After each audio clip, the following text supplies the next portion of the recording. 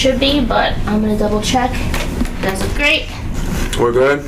Should be good. Give me, let me just double check it. But then we'll close this so you guys have practice and slide in. So there's. Alright. Oh my god, I'm nervous. Wait, is this recording? I mean, I don't know. Hang on 1 second. We got this. We introduce our names and... Okay. Okay. Smooth. I'm trying. God. Okay. I feel like I need my coffee or for something. I need to have a drink in my hand or something, just to feel important. But okay. Wait, how do I know it's recording? Is it?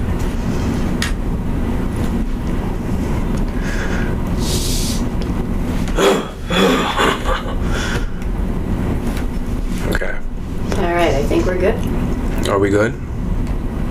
Put your phone on silent so it doesn't go off in the middle of the podcast.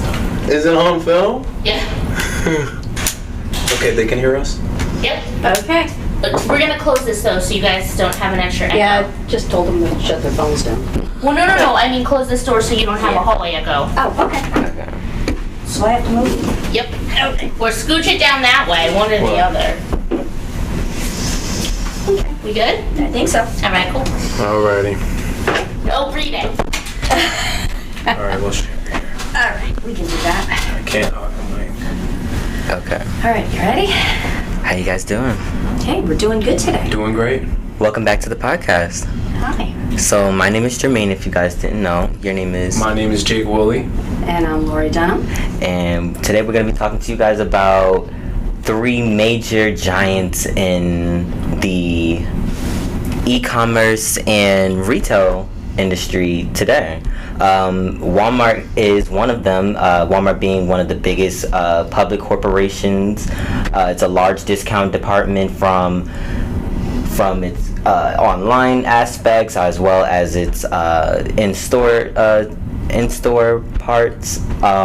With over 10,500 stores in the U.S. alone, Walmart has become one of the biggest retail spaces out there.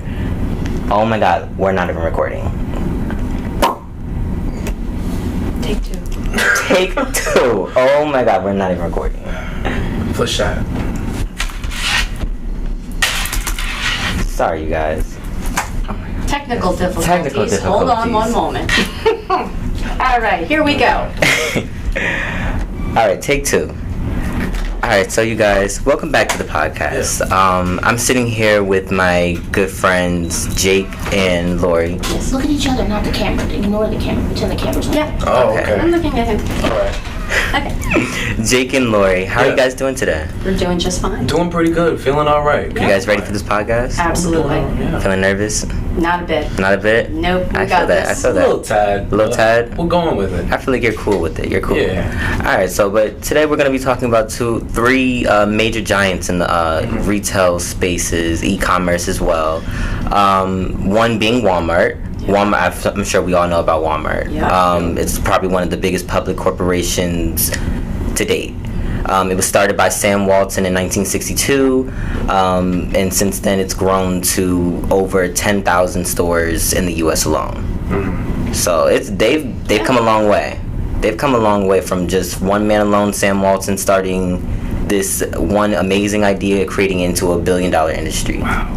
And, you know, I'm talking about Home Depot today. Home Depot, they're #1 home improvement retailer by far over anybody. They had an interesting way they started out too. You had the 2 guys, Marcus and Blank. They were executives in another company called Handy Dandy Lumber. They got taken over. The executive people didn't like them. They kicked them out. Wow. So they decided, you know, they're sitting on the unemployment line and, oh geez, what are we gonna do? So they went and had coffee and said, we can do this better. We can do this on our own. They can do it better. We can create our own store with putting in people that know what they're talking about in each department. And they started out 1979. They started first 2 stores in Atlanta. Today, they got over 2,200 stores in 6 countries.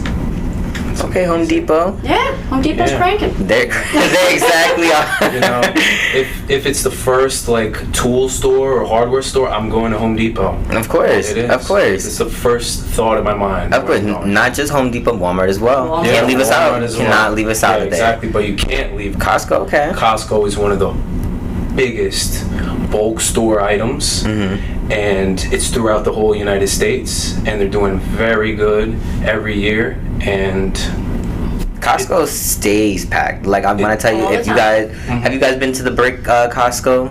yeah, Yep. Stays packed. Oh my goodness, that line is like all the way around. Yeah. And they cover so many things. You've got home goods, you've got food, you've got tires and Right. service and everything else. And I think we can all agree, like if you're a business owner, homeowner, even just like a regular shopper, you're pretty much shopping at pretty much all 3 of these stores, right? of course. Of course. So it's like I see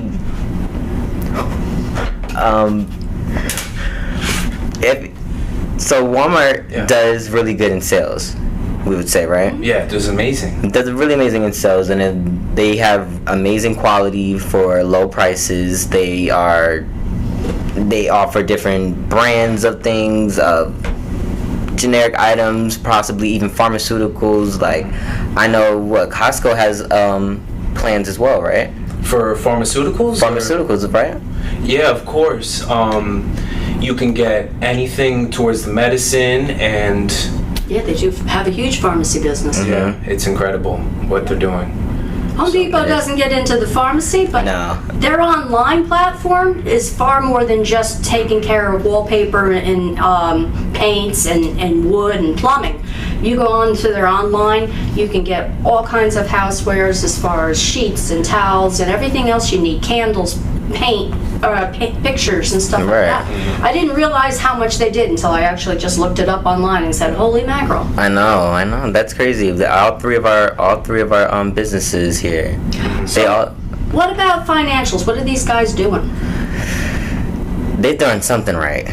They're doing a lot of things right. I say that because I would say when the COVID-19 when the pandemic hit, Walmart was on the front line with everything. They've grown from 37% from the beginning of the year to the end. Meaning like their profits grew to over $40 billion Yeah. in just that whole 2020 alone. That's really impressive. Home Depot, they had a 27% increase in sales during COVID. Oh wow. They've tapered off a little bit since then, but they're still rocking. This year, they're doing $154 billion in revenue and almost $17 billion in net income.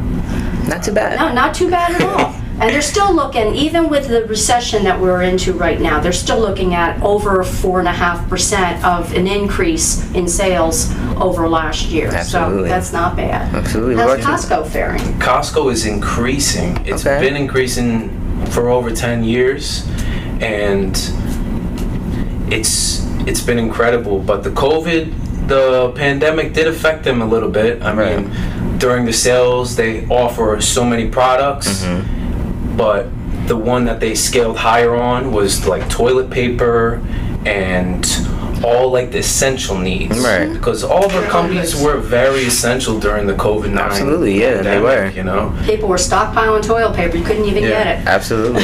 Yeah, and that's the Costco's number one selling is Right. toilet paper. So I'm sorry, Lou, I don't mean to cut you off. No, no, So what's their basic marketing idea?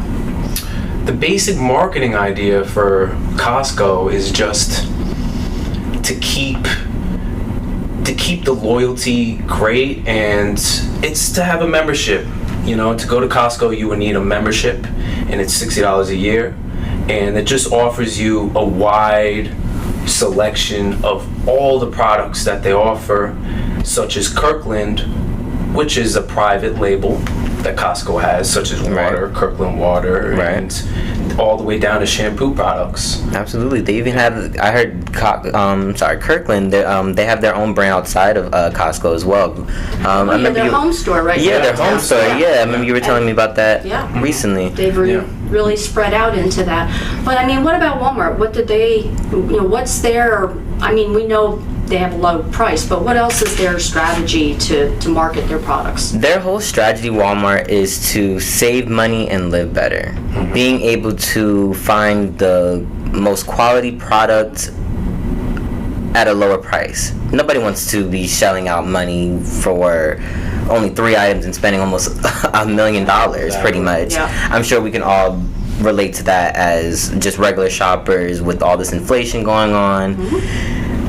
Things are expensive. It's almost getting hard to breathe. It's really getting hard to breathe out here. But I don't know about you guys, but me personally, Walmart hits home a little bit because, not as just a regular shopper, but I used to work for Walmart as well, and just seeing it firsthand during the COVID pandemic of like how crazy it was on the front line. Like, I'm sorry, I think I've seen about a billion Clorox wipes alone on I'm like, it was so crazy during that time, I can't even tell you. Like, the aisles were empty. Literally empty. Like, same thing with Home Depot. I mean, they sell the big containers of wipes and stuff like that, and those aisles were completely empty all the time. And it was like, that's bringing me to my next point, where it was like we didn't have as many as employees working through that time because everyone was getting sick, and but after, like, I would say, like, maybe a few months after 2020, 2021, early 2021, I guess I could say,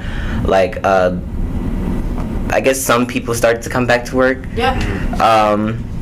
So, but it was still hard. It was still hard, especially to, like, run an entire store when it's Walmart. It's this big, huge retailer. You're going there to serve a lot of people, so you need these products, and it's like these we don't have the amount of employees to be able to do what we need to do. Home Depot was going through the same problem. Right. You'd go there and the lines were out the door.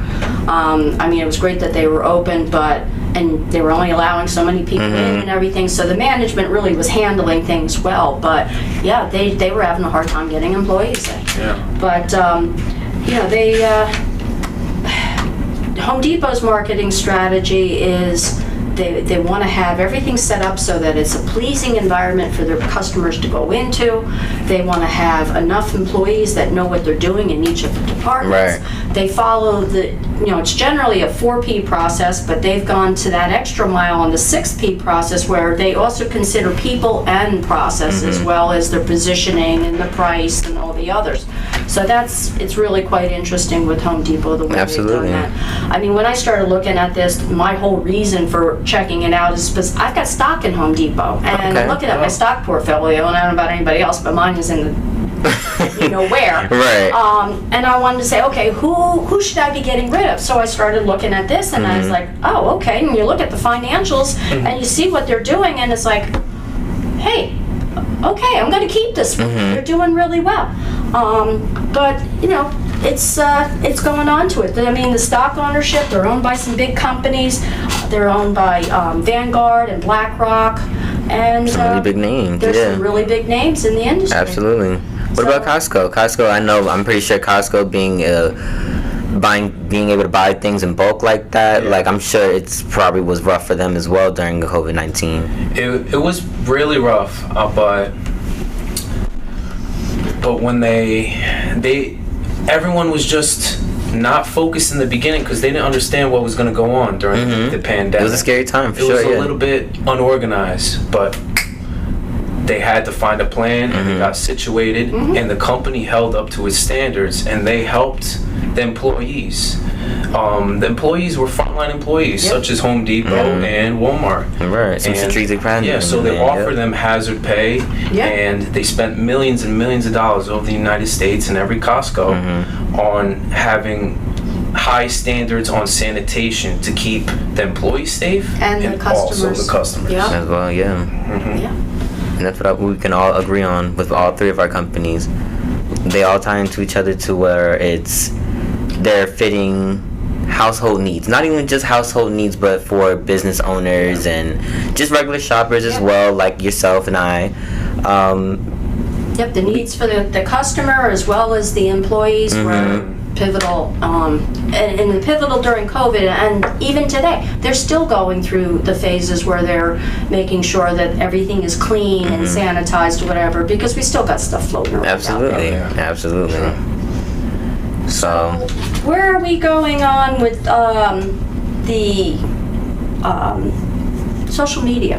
How are each of these companies all working that angle? well, I'm sure you guys seen a Walmart commercial every All the time. 2 seconds, pretty much. Like, I'm pretty sure everyone have seen a Live Better, Save More, Live Better commercial at one point in time. Like, there's ads everywhere.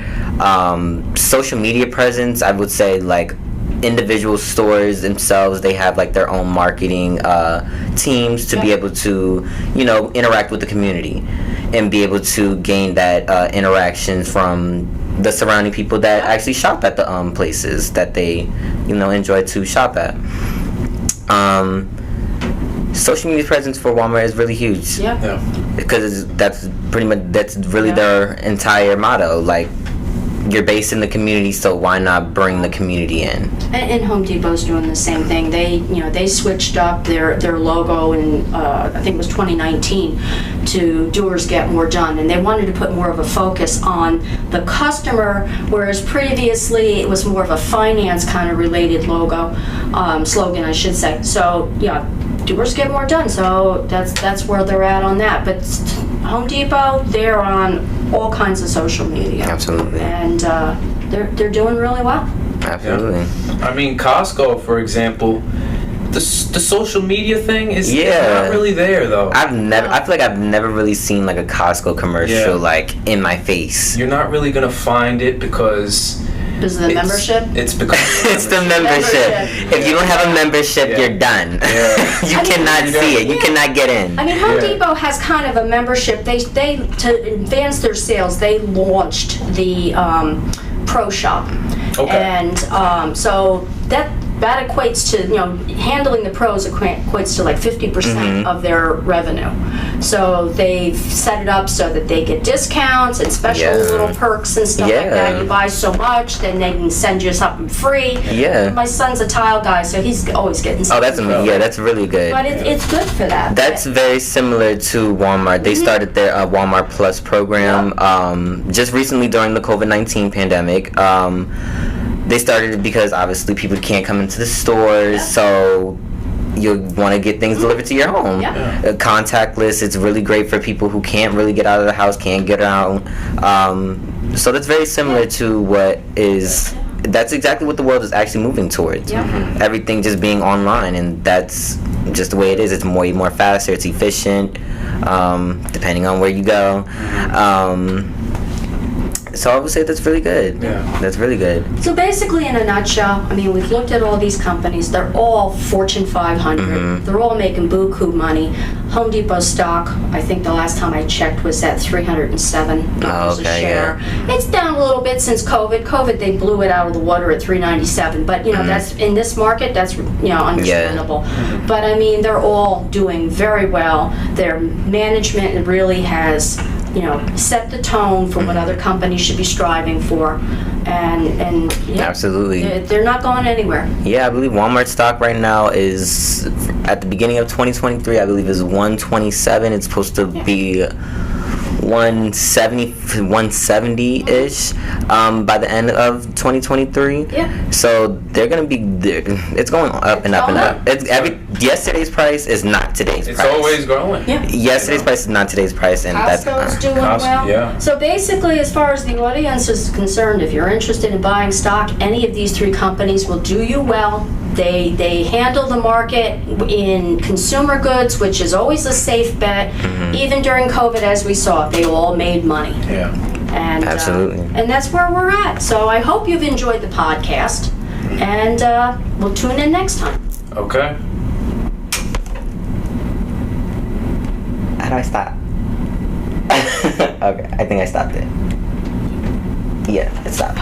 Okay. All right.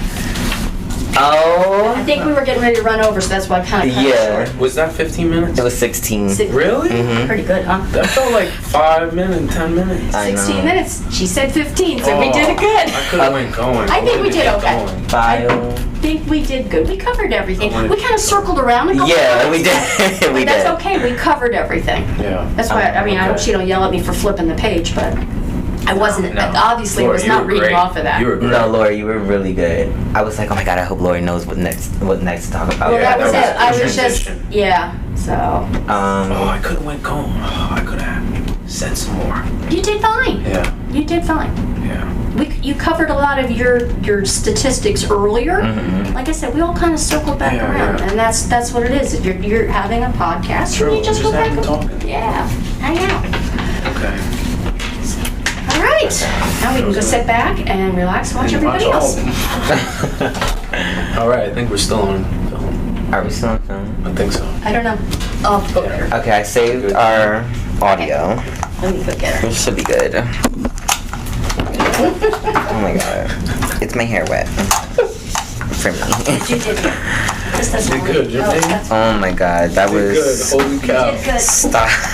Oh my god, I need this video. I need this video. What were they reactions?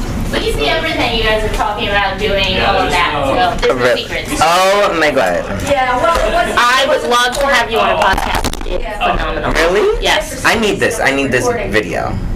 It's on YouTube. Everybody and their mother could see it. Oh. All right. Not everybody in Who's the coming? bottom. So here's what we're gonna do. We're gonna come on here and we're going to delete this and do a new one. Who's sitting behind? Let's go. All right. Be careful. Be careful. Be careful. Trips over. All right. Are we still live? Oh yeah. It's not stopping. These lights are gonna give me like a. You'll be drunk. I'm scared. Okay. I'm so Make sure he saves it to the desktop. See it saved to the desktop. You guys should have like a phone going with the timer. What'd you say? You should have a timer going. I didn't bring my phone. Didn't Is there a timer on the back? It's okay. We'll just wing it. Can someone like knock on the wall when it's 15 minutes? Nope. It'll tell you on here how long you. Oh, cool. Oh, that's cool. Give you guys like a nudge, like go. We made it. Let's go. Okay. You know the deal. You're gonna record a new one. Oh, okay. And these are staying on the YouTube for like ever? We can. Oh. Cool. One laptop total. One person gets a laptop in the group. I see two. So no phone plus laptop? Mm-mm. Okay. Notes. One laptop to research something. My notes are on here. Well, What if she promises to not look up something? I don't want to watch you read. I wasn't gonna read. Just like how she had like her little paper just for like points. Mm-hmm. All of America's gonna know, and the rest of the world. Yeah. Hello, America. I missed the note card memo. Oh, like. Yeah, I didn't. Yeah, that wasn't Yeah. discussed. Oh, it was totally discussed. I don't want to hear that. Alright, cool. Make sure you're recording. And Oh, when yeah. you're done, you're gonna file export. MP3 Okay. is the top option. Alright. Wait, what? What'd she say? File export MP3. Let's close this. Okay. Pull that out, close it. You're not gonna be able to get in. Oh my god. Almost like close that. Knocked you out. That's crazy. Let me, if I was knocked out. Oh, okay. Okay. Okay. Still not. Okay. Great start. We're doing great. Yeah, we're doing great. No, you're. I would maybe like put it through just like glancing. Yeah, you're. Yeah. I mean, it's mainly just the numbers I don't want to like. Yeah, I just don't want to get off topic. Yeah. Yeah. All right, ready? All right. Take us away. Okay. Bye. Hi everyone, my name is Angela Galucci. I'm Miriam Magana. And my name is Brian Wilcox. Welcome to the Business People's Podcast. And today we're just going to talk about how on any given day, if you go to class or you go outside, you're always going to see someone with their Dunkin' Donuts coffee, their Nike jumpsuit, or their Nike shoes, or their Microsoft Surface, or their Microsoft products, whatever it may be. You're always going to see someone with one of those things, maybe even all three of those things. So we're going to talk about how those three companies, Nike, Dunkin' Donuts, and Microsoft, are titans in their industries, to each their own, and kind of where they came from, how they started off, and how they continue to be these big companies that they are today. So. Oh yeah, I'll definitely start with Microsoft, the powerhouse, I would say, in technology. Started off in 1975 by Bill Gates and Paul Allen. Small business. They actually got their name from microprocessors and software, hence Microsoft. And today they kind of blew up. As Brian said, anywhere you go, you'll probably see, if not a Mac, you're going to see a Surface laptop. And since the late 1980s, they kind of just took off. Everyone uses Microsoft Word or Excel or PowerPoint. It's kind of unavoidable now. They have a lot of, like, they're in a lot of different things. Like, they own Xbox, they own, Exactly. yeah, they own a lot of, like, Yeah. they're like big in, like, the gaming industry too. Like, they own a lot of gaming organizations. They're like in every market, like, but it's kind of a little low key. Like, you don't expect them to be in all these places unless you start looking into it. Like, wow, they own all of these companies, so it's kind of crazy. It's really crazy. After doing so much research, I'm like, wow, after everything next thing after another, I'm like, they own this, they own that. Yeah, usually when you think of like technology or like computers and stuff, you think of like Apple, with your phones and everything. Yeah. So Yeah. I guess to like know that they're everywhere, it's a little scary to think about. And did they start off, because they got their name from microchips, they started off making microchips? That's kind of how they... So yeah, they started off with. for IBM. They're trying to come up with products for IBM, and then that's when they kind of took off. One of their first products that they were updating was the Altair 8800, which was the first computer. She wants you guys to put your mouse a little closer to the microphone. Oh, okay. Okay. We're not restarting though, if that's okay. Hopefully they heard us. Sorry, there we go. We're close. Oh yeah, we're peaking now. We're good on the... Thank you, producer, for pointing that out. Thank you to our producer. What a guy. Glad we hired him. So yeah, one of the first products that they started kind of working on was the Altair 8800 back in the 1980s, which kind of propelled them into what Microsoft is today. Awesome. How about Dunkin'? Because I know I had my Dunkin' today already, so... Yeah, I actually wanted to bring Dunkin' cups, but I forgot. Next time. Coffee. Yeah, next time. Next podcast. So yeah, Dunkin' was started off by William Rosenberg in 1948. He started off, it was called the Open Kettle originally, and he sold donuts and coffee and pastries. In 1950, that was when he got the idea from customers literally dunking their donuts and coffees and called it Dunkin' Donuts. So that's when he, 1950, that's when he named it, and it blew up. After a few years, he opened up, I think, like 2 more stores, and then noticed that like half of his sales were from coffee and donuts. So he kind of just like pushed that more, and it's a pretty big store today. Their first store is actually still open. It's as they got like repaired and everything, started becoming more modern, but then they fixed it up to, I guess, have a more like retro vibe to it. And where's the first one at? It's in Quincy, Massachusetts. Oh really? So it's a little far, yeah. I don't know if I'd take a road trip there, but Oh, awesome. Yeah, that's pretty cool.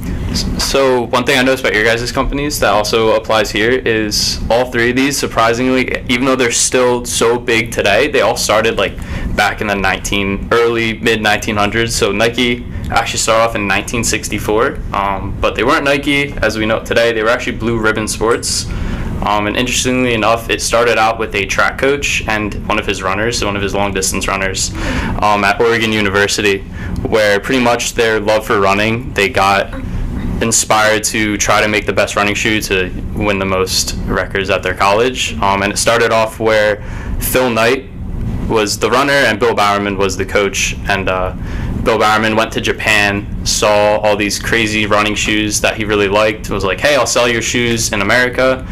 even though I don't have any company. And they were like, yeah, let's do it, which is kind of crazy to think about. But he started selling the Japanese shoes, and then eventually he said, I can do this better, and cut them off, rebranded Blue Ribbon Sports to Nike, and that was in 1971, so about 7 years later. And one of the big breakthroughs that Nike had was, they still do it to this day. I don't know if you guys have ever seen it. They have, it's called the waffle sole. So what he did was he was selling shoes out of his van, and he went home, he took his waffle iron, poured rubber in it, clamped it, put it on the sole of a shoe, and people loved it. The runner, Phil Knight, that was with him, broke a bunch of records in them, and they started selling really big, which is pretty cool. Also, their name, Nike, not many people know this, but it is the Greek goddess of victory, so that's where they got the name. And yeah, the swoosh, to this day, is one of the most iconic brands, the logos in the world, and it was some college student who designed it for them. I'm not too sure the girl's name, but they paid her like $100 and called it a day. And a lot of people give Nike some backlash for that to this day, but they did end up giving her a couple years later when Nike became big and went public on the stock market. They gave her a couple $1 million worth of stock to this day. So they set her up good afterwards, but yeah, and then they didn't end up making the slogan until 10 years later, just do it, but that's obviously stayed to this day, so. Iconic. Yeah, of course. Iconic. I would have been mad if I were her to like just get $100 Yeah. and that's it. Well, she probably didn't think anything of it too, because she was just a college student. She was like, hey, there's a no-named company, just wants a logo. It's a little check mark. What do I care? It's easy. Yeah. He's like, So, but I think afterwards she was probably like, dang, I really did that for a multi-billion company and I got $100 for it. So. Yeah, definitely.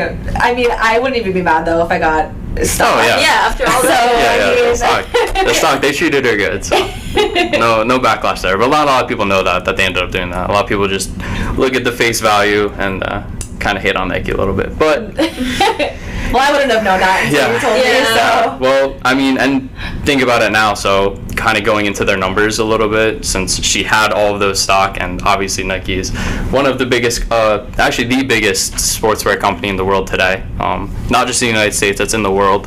They're a global company. They've reached in 170 countries with thousands of stores in those countries. So they are a very big company. They're making about, revenue-wise, $47 billion in 2022, which is a 5% increase from 2021. So they're on the rise. They've been making about 6% every single year. So Wow. yeah, then even with COVID, they never slowed down. They actually continued to increase even after that. So I don't know how that compares to Microsoft or Dunkin', but I can believe that though, because literally everyone that I know owns something of Nike, whether it's shoes, sweatshirts. I mean, all the college apparel now is like sponsored with Nike Exactly, and stuff like that. So it's literally everywhere. I got my Nike shoes on right now, so I came I prepared don't know what today. shoes on today. There we go. That's 2/3. I forgot my Nike and I forgot my Dunkin'.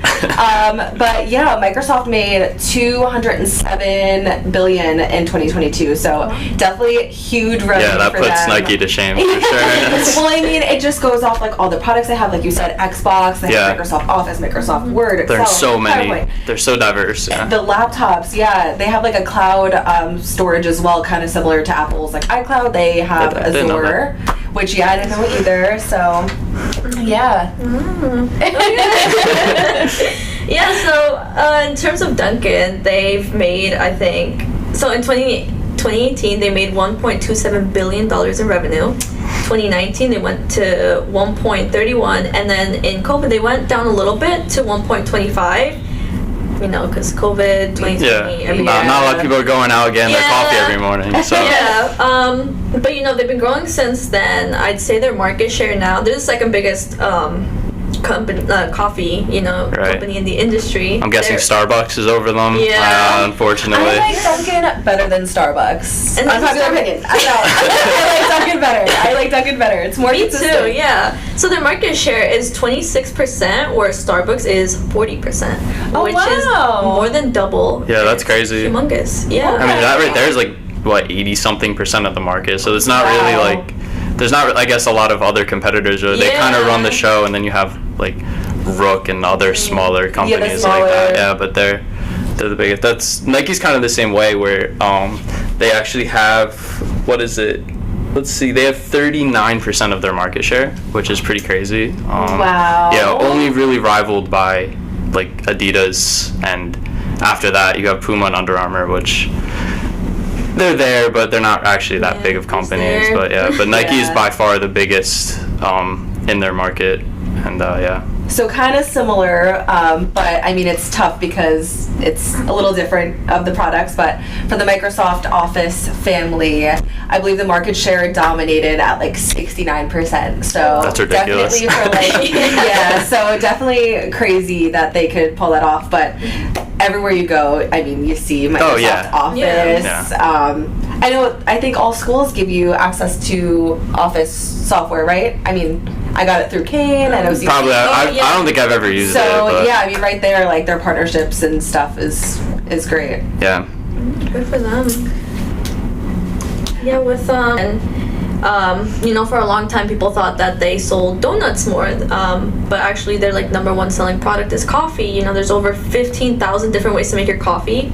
Oh my god! Yeah, it's a lot. It's because there's different flavors. There's different like dairy products, different blends. Even, you know, they've got like the Dark Midnight. I remember that, and they have, I think, like 3 million customers per day selling Really? 60 cups wanna- of coffee. Almost 60 cups of coffee per second. And per second, How much was it per second? 60 cups of coffee per second. Wow. That's crazy. Yeah. I can't even imagine like 60 cups, so they're selling a lot essentially. Definitely. Yeah. I worked there for like 2 years. Never work at a Dunkin'. It's just, yeah, it was good learning experience. I like their products, but it wasn't fun. So now that you left Dunkin', you still go to drink Dunkin' after you work there? Occasionally. I used to drink Dunkin' all the time when I worked there, so I think I got like sick of it. Yeah. Okay, So I'm just I like, can see that. yeah. If I worked there every shift, I'd be like, what do I want today? I'm gonna make a new variation of like what I made yesterday. Yeah, no, literally. Oh my god! And then people sometimes would order like the strangest drinks too. There was this one lady that would order like a large iced coffee, and she'd have like, oh my god, she'd have like 15 shots of caramel swirl in it, Oh my god. and then like 10, wow. 15 shots of like cream, and then 10 or 15 shots of sugar. So No, it's actually, just it was sugar. Splenda. It was Splenda. Oh, the Splenda makes Yeah, sense for that. yeah. Oh, wow. No, it was a lot. Yeah. It really was. It was basically just like milk and sugar. It's not even and just coffee a at little that bit- point. Yeah. No, it really wasn't. But it was the same. And You get a lot speaking of of- customers. I bet. Speaking of like customization for like drinks and stuff, Nike, can you like customize your own Oh, like yeah. shoes? Oh yeah, Like- Nike. Yeah, so one of Nike's actually biggest parts, like when it comes to them marketing and advertising, they have the Nike by You. So it's pretty much any Nike shoe. There's probably some limitations. Like I don't think you do like Jordan 1s or like the exclusives like that. But you can customize your own shoe and do whatever you want. So if you go on like their Nike website, you'll pick any shoe. It'll say like customize it. You could do everything from the laces, the sole, the insole. You can like put words and numbers on it, and Wow. you can do like pretty much any color. Sometimes the customization is a little limited depending on the shoe, but like when I was back in high school and I played soccer, I would, and like a lot of people would customize their own cleats, things like that. So that's like a big appeal to it. I don't even know if like Adidas or anything else really does that, and if they do, they don't Wow. really push it like Nike does. And yeah, so there's a lot of customization there. So, That's yeah, that's really a big part awesome. of their marketing and advertising for sure. Yeah. Nice. I actually didn't even know that. Really? I'm Yeah. definitely gonna do that like later tonight. And the thing about it too, like you would think like, oh, I put my name on the shoe, like my shoe says That's Brian. cool. I didn't actually know, but I'm no, like for example, so like you could put like, oh, I have my name on my shoe, and like you don't end up liking it, they'll take it on a return. Like they don't care that it says your name on it. Yeah. Oh, So wow. yeah, there's really no like unincentive to do it. If you don't like it, just like when I worked at Nike, we would get shoes that would say like Kristen on it, and they would sell. I guess someone named Kristen would come in and buy the shoe. So That is actually Yeah, so- pretty interesting. yeah, It is. Wow. I'm surprised you didn't know that. Would Yeah. they discount like the Kristen shoes or like? Discounted. Okay. You know, Okay. they put them on the back wall so people think that it's cheaper than it is, but really it's probably marked down like $10. Someone will buy it eventually. But Yeah. someone will buy it. Yeah, we don't talk There's a lot about of that. Kristens. There's a lot of Kristens out there. Yeah.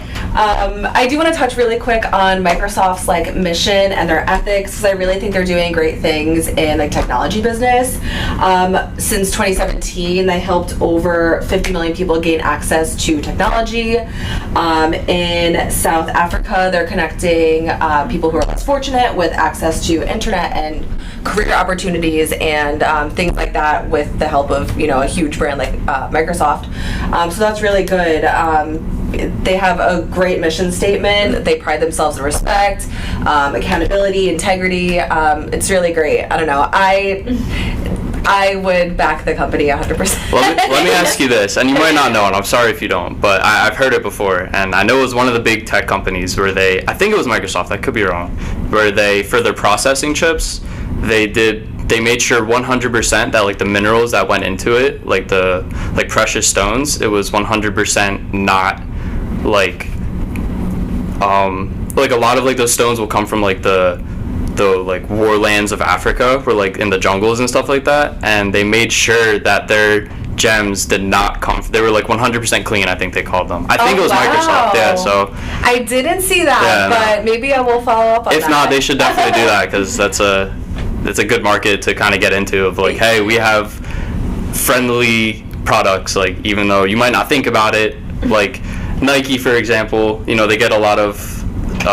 backlash for their sweatshops in Asia and things like that, and I think that's the ugly side of Nike. I don't know if you guys ever watched Super Size Me back in like middle school, but that guy did like a whole documentary about like the sweatshops in Nike, so Nike kind of tiptoes around that, but I watched a documentary last semester and they weren't talking about it, but because Nike, like their face, their brand, their image means a lot to them. Like if you kind of look into how Nike does their marketing and advertising, they have on social media, they're a massive presence. They have 309 million followers on Instagram, where Adidas has 30 million. So they're 9x or whatever that ends up being, more than their competitors. Yeah, so they put a lot of work into keeping their image up of positivity. They empower people. They release, they have like the plus size items that they push out, which is like they specifically make it different from the other things. They have a lot of programs that they go into, so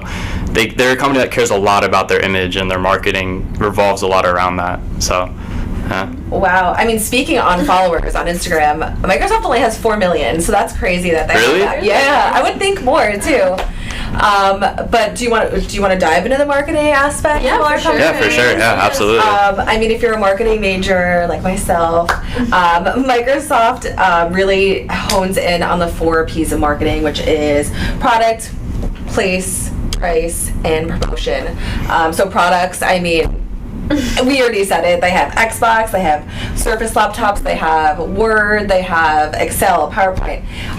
It's a wide range of products. And price, I mean, it caters to every price range, I feel like. As, for example, Microsoft Word, you can do like a subscription, or you can do, trial and stuff like that. And everything else I feel like is very affordable. I mean, Xbox maybe a little bit pricey depending on who you asked. I don't really play Xbox, so I'm sure the people who play Xbox, the price does not matter. Place, they're in mostly every country except restricted US countries.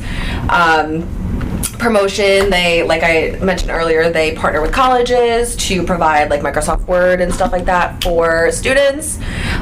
So it's really, I think they're doing a great job.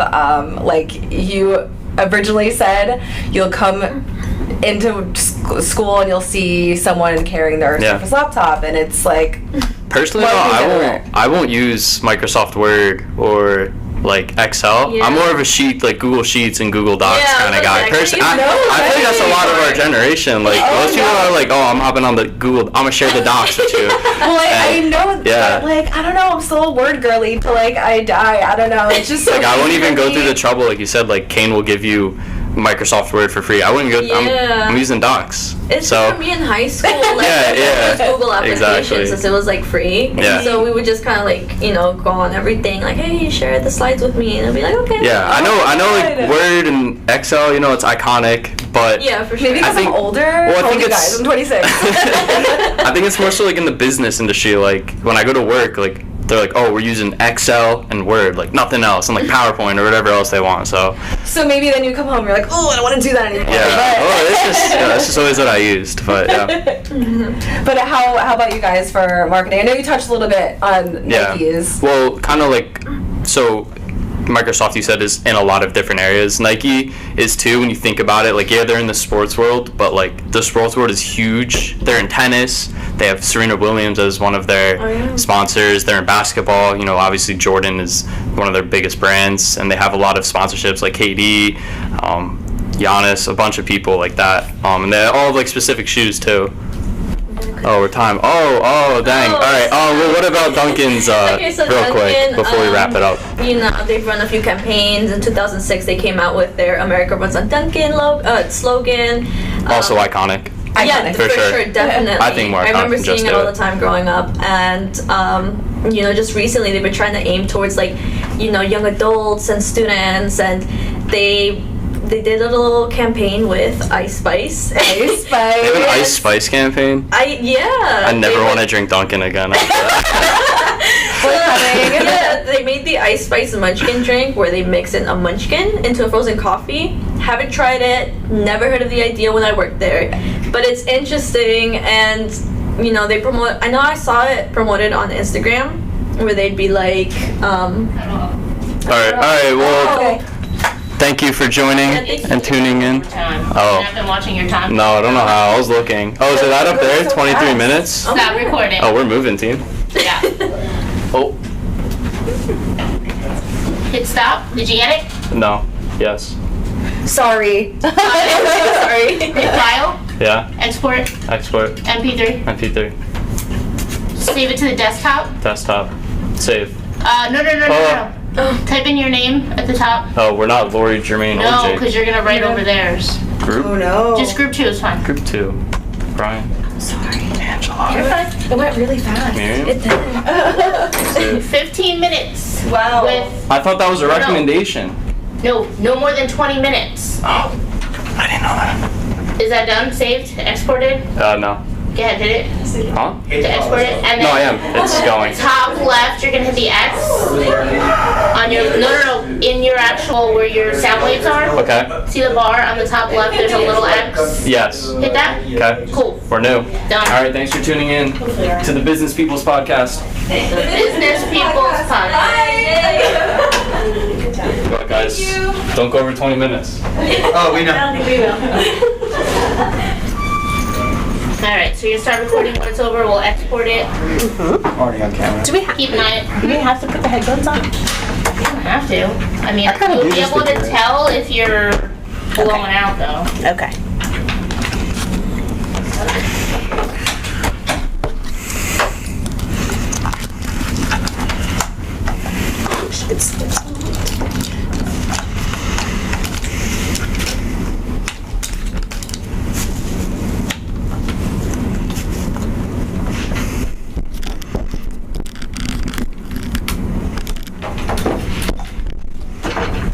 All right. Ready? I am. Cool.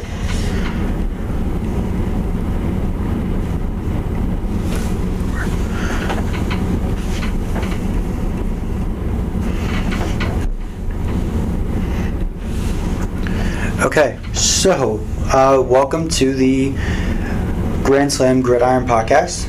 We are going to be stepping up to the plate and tackling the world of sports head on. I'm your host, Nick, and I'm Mary. yes, and we're excited to guide you through the thrilling numbers and the worlds of Major League Baseball and football with a little history, if you guys didn't know really the NFL, which I'm sure you probably do. We officially merged in 1966. The AFL and the NFL came together, and there were two rival leagues, and they kind of said, let's just join up and really let's grow into an entirely national, now global business. And that's exactly what they did with the first Super Bowl being played in 1967 in January with the Packers over the Chiefs. That was Super Bowl I. Vince Lombardi now has the trophy named after him, coached the win. And yeah, that was our first championship with now, I think we're on 58-ish.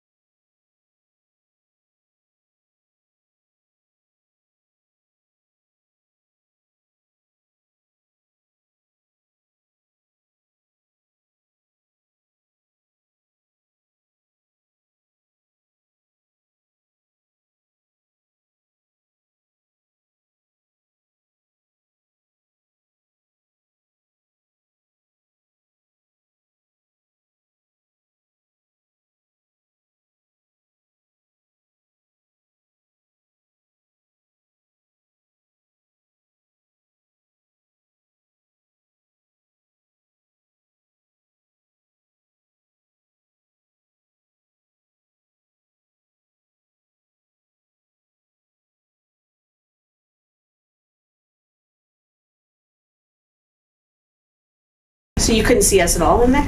I did until I couldn't. Oh. Of course it's us.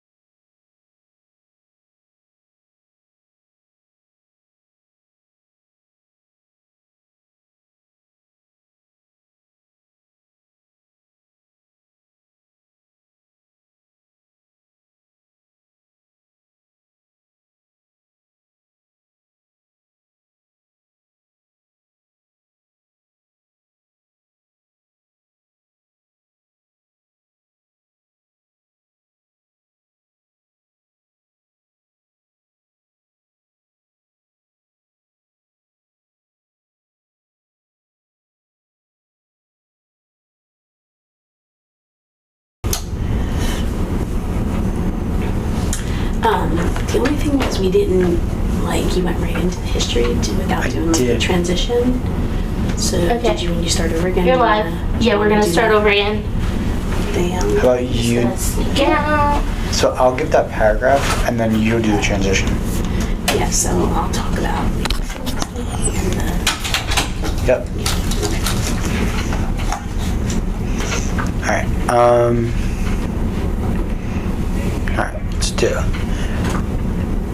Hey everyone, this is the Grand Slam Gridiron Podcast. I am Nick. And I'm Mary. And this is kind of the crossover with baseball and football, where we just kind of give you the both sides of our sports and our history and our backgrounds, and kind of maybe give you some stuff that you might not have known before. Even if you think you're the avid sports fan, you might be a little surprised and a little bit like, whoa, didn't know that. That was cool.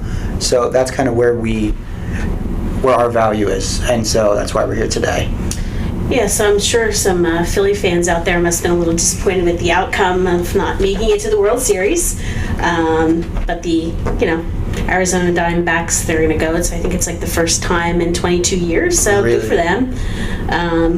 Who are you picking for that? For the World Series, I'm going to go with the Rangers simply because I'm a Mets fan, and they have Scherzer, DeGrom, so I kind of just I want the Grommer win. I just feel bad for the guy. Kind of did him dirty.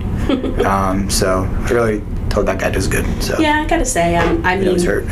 it is. Even though I kind of always root for the underdog, so I don't know. Maybe I'll Right. root for Arizona, but I'm not sure. We'll Fair see. enough. Fair enough. I mean, to me, if the Yankees aren't there, like, who even really Doesn't wants to matter. watch Yeah, it? well, You know. Jets haven't been there since the 60s. So Yeah. I mean, it doesn't matter. At this Speaking point. of the Jets, you get to have bragging rights. We did. We pulled that out. Giants We had choked again. 99.9% chance to win, and they didn't win. So Yeah, so disappointing. It's not easy this year being a Giants fan at all. But what can you do? What can you do? Yeah, Have to just, it's the NFL. yeah. I Any mean, given Sunday. It is. I mean, I saw there was a lot of things over the weekend. There's some games that were cut kind of close that, Yes. people were expected to win. So Definitely. it seems like that's been, the way it's been going lately. Yeah. Um, It's been crazy. surprising. Oh yes. But I mean, guess today why don't we go into some, why don't you start off and give us some background on Exactly. the NFL? Perfect. So, better sport goes first. The AFL and the NFL. So the NFL used to be two leagues called the American Football League and the National Football League. They came together in 1966, and then Pete Rozelle was the first commissioner. He brought those together, wanted to grow this sport nationally, as now we probably know it as globally with games in London. They're adding Germany to the calendar this year, which I didn't even know they really cared about the NFL, but that's great, And Yeah. they do Mexico, I think, once or twice a year as well. Really? Yeah, so now it's gone global, and I think it's going to keep growing. Yeah, so they were started 60s and 70s. A lot of franchises started to expand. You had your, I call it kind of like the grandfather franchises of the Packers, the Bears. Right. Who else? The Giants. They were teams that played in their separate leagues in the 30s and the 40s, but when everything came together in the 60s, that kind of really started to grow and to grow and to grow. And we even had teams in the 2000s join, which, I wouldn't be surprised if another team or two came in the next few years. Seriously. Yeah. Well, I mean, as far as the MLB, they've been around a little bit longer than the NFL. So yeah. even though you say yours is better, we've been around longer. Okay. But very similar. We have 30 teams and 2 separate leagues: American League and National League, and 3 divisions within each of the leagues. So, pretty interesting thing is, in the MLB, we have all the MLB teams have their own stadiums, whereas in the NFL, how We have a couple sharing teams Right, that are, I guess, caring, hopefully. Mm-hmm. Jets, Giants, Rams, Chargers. I believe we're the only 2 teams. Yeah. Versus you guys got all 30 separate stadiums. That's Yeah. pretty nuts. Well, I guess because we've been around for so long. I mean, really, the first professional team was formed in 1869. It was the Cincinnati Red Stockings, not the Red Sox. Okay. Red I'm Stockings. assuming they're the Reds now. Yeah. Okay. And then in 1876, there was a Chicago businessman, William Hubert, that came along, and he was like, you know what? You're just not running things correctly. I'm going to make this more into a business. And so he formed the first National League, to kind of make things happen. Mm-hmm. And it was pretty interesting. They only had to pay $10 to get into the league. Are you kidding me? Yeah, such a low. I mean, That's- obviously compared to today, that would never fly. But just a really small amount, just trying to start, really coming together and organizing. Yeah. And then the first World Series was held in, I think it was 1903. Okay. And it was between the National League champion, which was the Pittsburgh Pirates, and the American League champion, which was the Boston Red Sox. Boo Really? Boston. Sorry if there's any Boston fans out there, but and the season's pretty long as compared to the NFL. It's 162 games long, so that's pretty long season. Where As we know with the NFL, it's 1 game a week. 18 weeks now, they added a game, so no teams can now go 500. You're either going to finish a winning team or a losing team. So a little nuance, but they took away a preseason game, so that's why. Okay. So our first Super Bowl, your first World Series, was back in 1900 something, many moons ago. we started a little newer, a little fresher. Right. 1967 was the first Super Bowl. In January 15th, Packers, Chiefs. Okay. Still, which ironically the Chiefs now are back into full form, so I guess Yeah. that's a good Full circle round moment. trip around the sun, yeah, whatever you want to call it. Right. Packers won. Vince Lombardi, Bart Starr, all those guys. I'm sure you know the name Vince Lombardi. If you know anything about sports, he's Super Bowl trophy guy. Right. Right. Coach won the first one, and then he also won Super Bowl 2. So they're back-to-back winners. Yeah, that's really Super Bowl.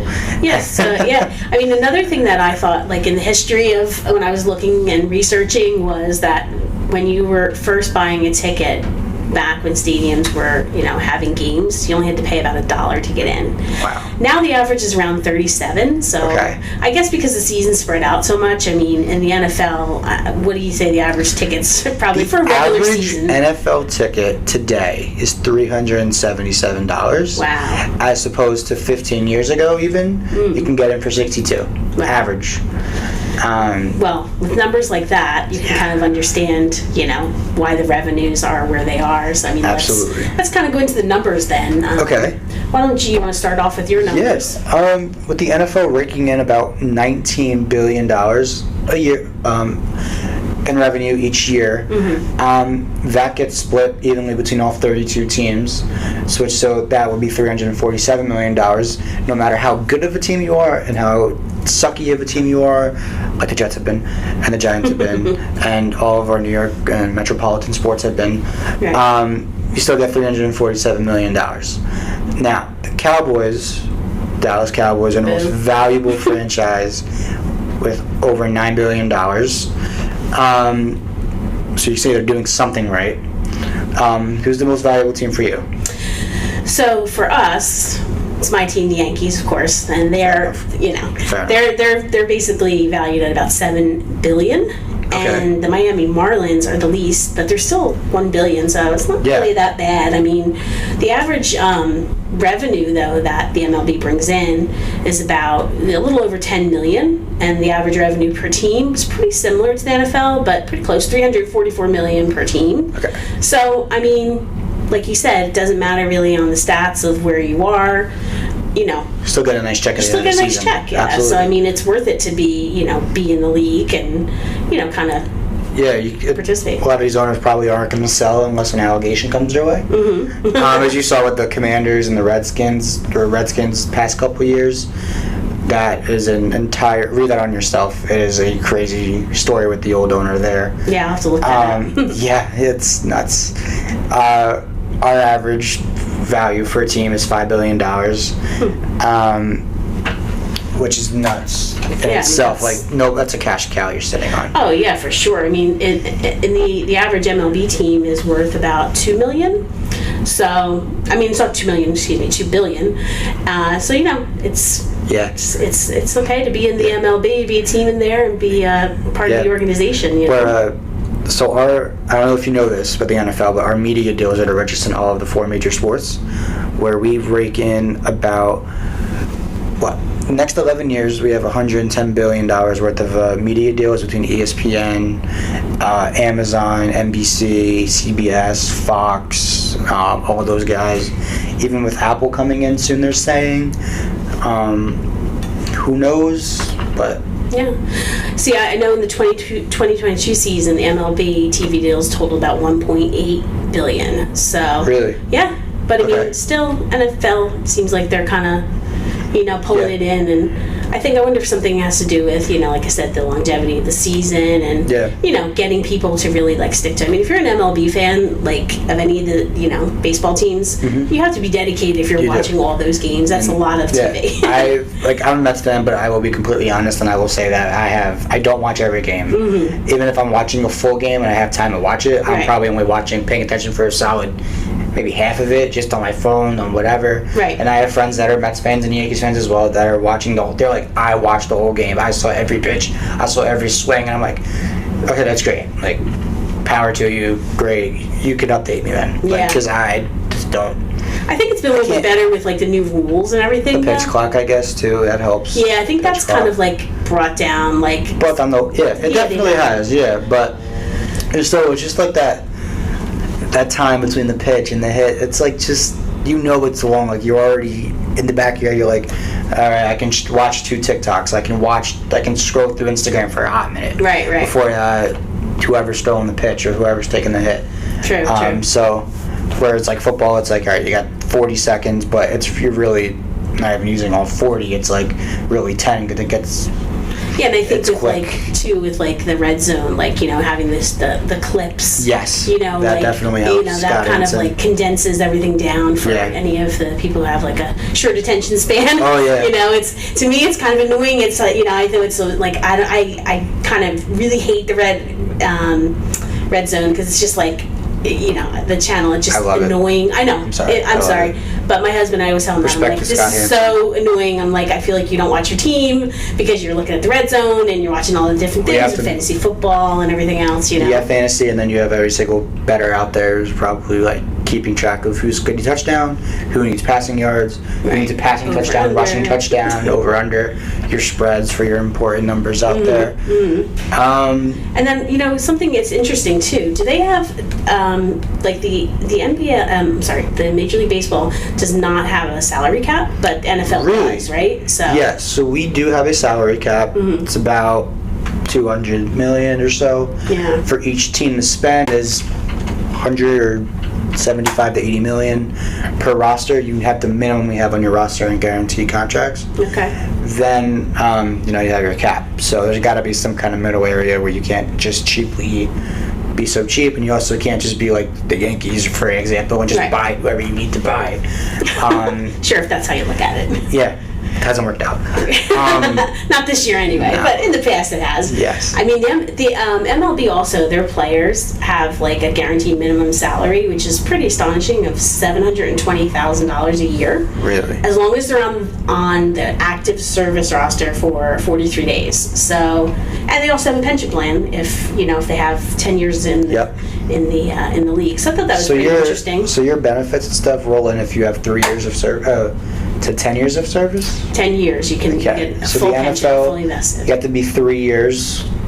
That's when you're considered eligible, and you can jump right into those plans, which is kind of weird because you still see a lot, at least for the NFL, you see a lot more allegations towards players for health fraud and health criminalities, which is weird. Right, It's right. very close in proximity of how short of a span it is. That's what the word is. Right. Yes. I mean, I think too, like, the fact that you can kind of like with all the, the streaming and things like that, and and that's where most of the revenue for the MLB comes from. Is that the same that you had too as well? Yeah, definitely.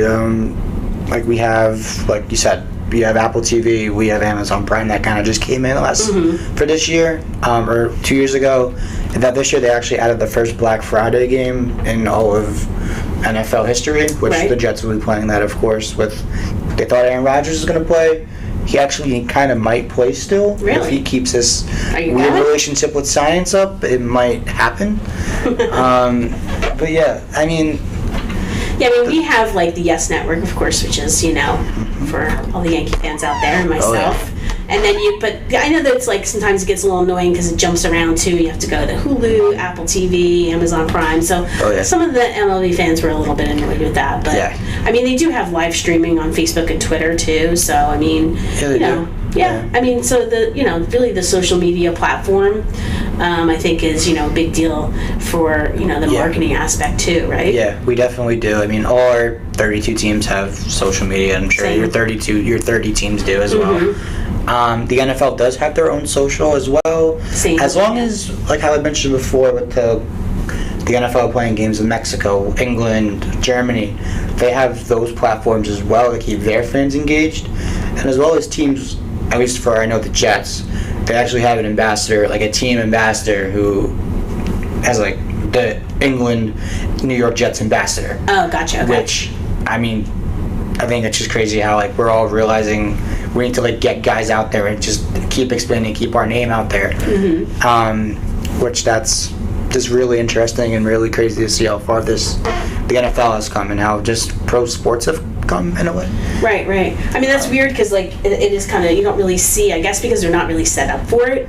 Yeah. But you don't really see any. Exactly. You don't see Yeah. them like, even though we have a lot of international players that come into the MLB, Yeah. you know, you just don't really hear a lot of. You like, know it's there, but you don't necessarily care either. Yeah, in a way. I mean, it's like you're gonna see- America's pastime, you know, that's kind Yes. of how it goes. Yep. And so, I mean, a lot of the marketing too, like, there's, you know, obviously sponsorships and, you know, some of our big sponsors are like T-Mobile, Budweiser, MasterCard, Nike, Yeah. of course, Nike being, Mhm. you know, the one who provides all of the uniforms. So Yeah. they're obviously, you know, a big sponsor of the MLB. Nike so. is our sponsor as well. Right. A couple of our sponsors, we have Invisalign, which is the official like dental sponsor. Okay. Smirnoff being the official vodka.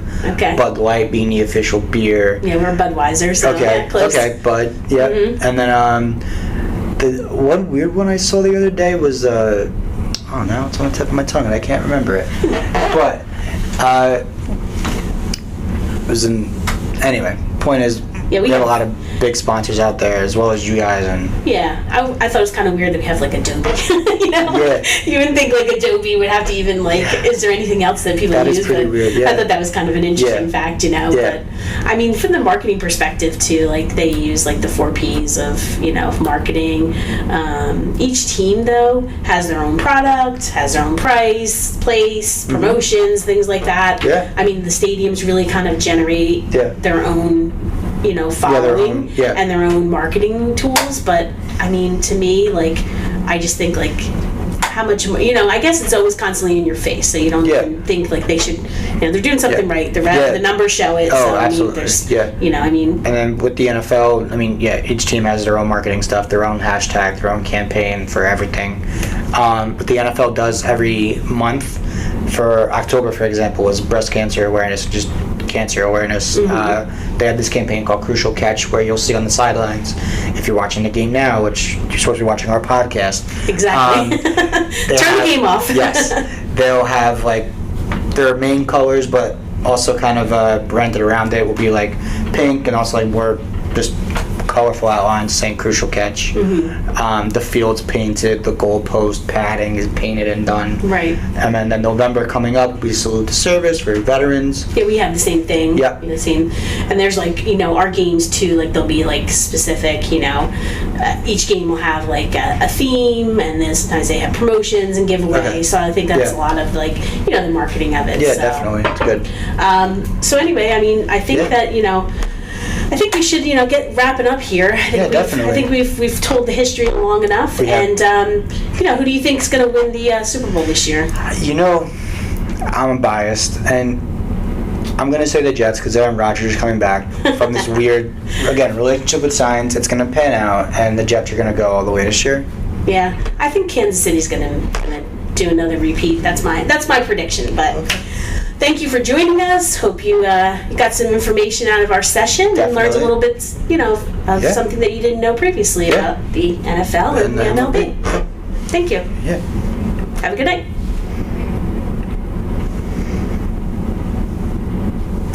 All right, stopped. Okay. So I was showing this. That's why when he came, I was like, oh, but I started a little late. Oh. But it's fine. Alright, we're done now. I have to save it.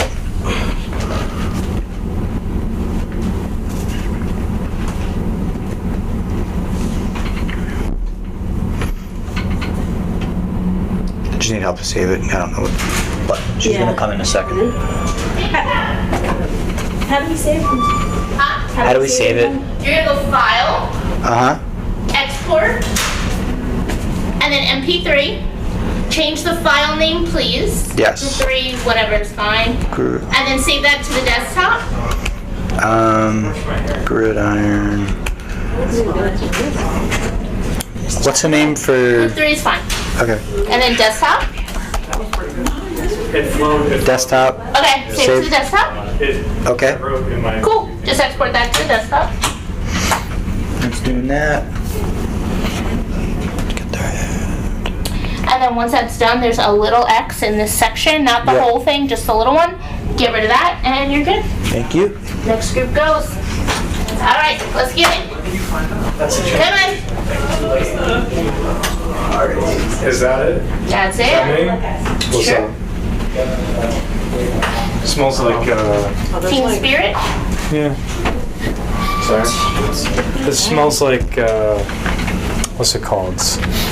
Like a Bed Bath and Beyond. Best. Touche. All right, let's get y'all in there. Sit down. I feel like I'm an anchorman right now. I got the Just- specials. Alright, yeah. How about sitting there? Yeah, I mean, Well, we gotta share the mic, right? By the way, I need to still get out. So No, yeah, no, that's why I'm I just want to make sure where you really right there. Okay, do me a favor. Yeah. check this when you, after you sit, and if you need to move it a little bit, move it a little bit. Wait, don't you sit first so she can see if she can see you, and then... Where did all the info Where go? are you sitting? It's all gone. You're right next to You're just gonna hit record, it'll record. The time will pop up and everything? Yeah. Cool. Alright, let's get this. I'm getting headphones? Yeah. I don't want to hear myself. It's, honestly, Alright, cool. you can't even tell, you know? Really? You hear Here, him, see? you know, like you'd hear him or you'd hear me. I do say I it. don't want to see. Let me just leave, and then you guys are good. Which way are you gonna be facing more? Because, like, we need to talk into these. I don't know how I'm getting out of here now. Oh.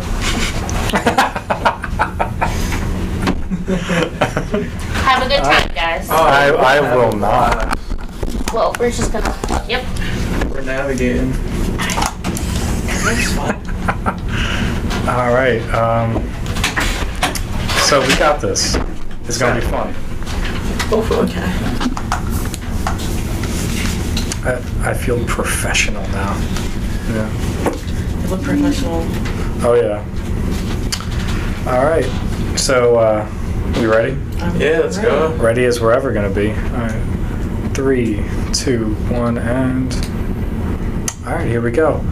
Hi, welcome back to Podcast Central, the business edition. I'm Matt, I'm Shekinah. I'm Noah.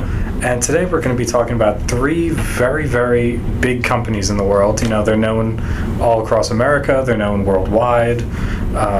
They're only one word comes to mind when we think about these companies, and that is iconic, right? Yes, I agree. Most definitely. You know, they're very diverse, but they're huge in their own ways, you know. I have been researching for weeks, I know you guys have too, about Pepsi, you know, PepsiCo, you know. Mm-hmm. You know them, you know, they're synonymous with Coke, but they're very unique in their own way.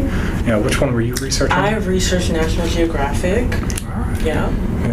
I researched the brand Yeezy. Yeezy, yeah. You know, when you think about it, there's not really much in common with all 3 of these companies, and that's what makes it so interesting, in the fact that, you know, we can talk about each of these 3 companies and have completely different details, you know, for completely different,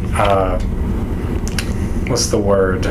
Completely different, like, topics, completely different functions, you know? Yeah. Like, they do entirely different things. They do. Different ideas. And yet they are massive, Yeah. you know? Like, let me just get into this. Pepsi, you know, founded in 1893. It's an over century-old company, started by just making drinks, and now they've amassed tens and tens of billions of dollars, owning 60 different companies, you know, doing much more than, you know, just drinks. You know, they food, you know, charities, you know, all sorts of things. And I'm just very excited to talk about it today. Tell us a little more about National Geo. National Geographic, they were founded in 1888. They were founded by scholars, explorers, and scientists. They have 38 members on their society, and that's based off of former government officials, former teachers, conservationists, so they have like a variety of different people. Yeah, and it's all about informing the public, right? Basically, yeah. Yeah, So they and- do like things worldwide. They do wildlife, land, science. So anything you can think of basically to do with the world and people, that's what they focus on. Nice. Very different because most companies just focus on making billions of dollars a year. Guilty. My company, Yeezy, was founded in 2009 by one of the most influential rappers of all time and a fashion icon, Kanye West, of course. No. Everybody loves him right now, right? Totally. He's definitely very inspirational with what he's been doing recently, I guess you could say in this sense. But yeah, he was founded in 2009 and the company's been just slowly progressing every single year. He found the name Yeezy just by working with Jay-Z on one of his songs before he retired. In the beginning of the song, he called Kanye Yeezy, and that's kind of how he came up with the name set off Yeezy. from there. Yeah, exactly. Huh, yeah. It's very interesting, and it's such a contrast because, Pepsi founded in over 100 years ago, National Geo founded over 100 years ago, and, your company, it's technically not even drinking age yet, Nah, we got a couple more years left before we're able to do that, but... And it's funny you mentioned, companies are all about making money, which is precisely what Pepsi aims to do. They say, they want to make the world a better place, using 100% recyclable materials and stuff, but at the end of the day, they're a business and they're making profit, They were reported in making, I think, $87 billion in all of 2022 alone, and the company's estimated net worth is about $238 billion, and they own, like I said before, they own 61 different brands. They own Sabra, Quaker Oats, and you might think PepsiCo, you think Pepsi, but if you're drinking Pure Leaf, you're drinking Lipton, you're drinking Brisk, that's all them too. Even Mountain Dew, they got their hand all the cookie jar pretty much. I'd say 51% of the grocery store aisle is them, and that's all the money they're making. How much money is National Geo making? So in 2022, their revenue was $499.2 million.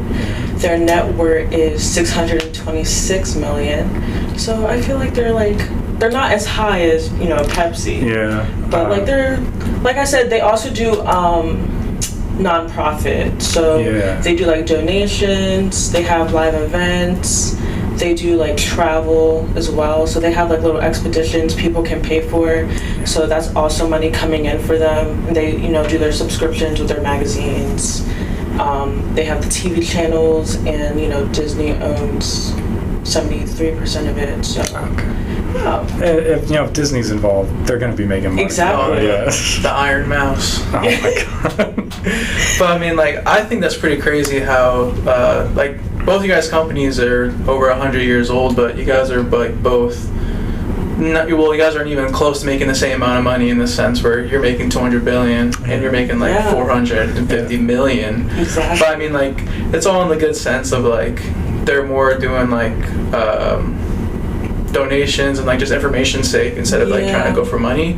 But with Yeezy, they made $1.7 billion last year, which accounted for about 10% of Adidas sales, and their net worth is about 1.3 billion. So seeing as this, it's the underdog of coming in and kind of making more money than a corporation like yours, but nowhere sniffing Pepsi's. But even then, it's not National Geographic is really going for making billions. They're just trying to inform everybody. Yes, bring knowledge to the world. Yeezys, they're kind of all about starting trends and stuff. I sometimes see all the different exclusive items they have, and I'm how are people buying this? But then in a few months, everyone's buying it, and it's the norm now. Yeah. Well, that's kind of how most of the marketing goes for Yeezy, in a sense that. It's very contingent on exclusivity and social media, in the sense. So Kanye kind of started using Twitter and Instagram to really brand Yeezy and make it into the giant that it is today. I mean, way back when, and even before Yeezy was founded, Kanye made a collab with Babesta, which is another hype, I guess a hypey trend thing. I think I've heard of that, yeah. And they made this really cool shoe, and then 2 years later, Kanye decided to launch his brand Yeezy, where he worked with Nike, and then they kind of dropped him. Oh yeah, I think we kind of know a little bit about why they might have dropped him. You know, like he's been a little controversial, and that couldn't have been good for the company, right? I mean, back then he wasn't as controversial, you could say, but like now he's a little. He's definitely a little controversial. Yeah. we could go into that a little bit if we would like to, but Yeah, you were talking about social media. Does Nat Geo use any sort of social They media actually to do use advertise? social media. They have 755 million followers. They have multiple accounts as well on Instagram. They do YouTube. Like I said, they have TV channels.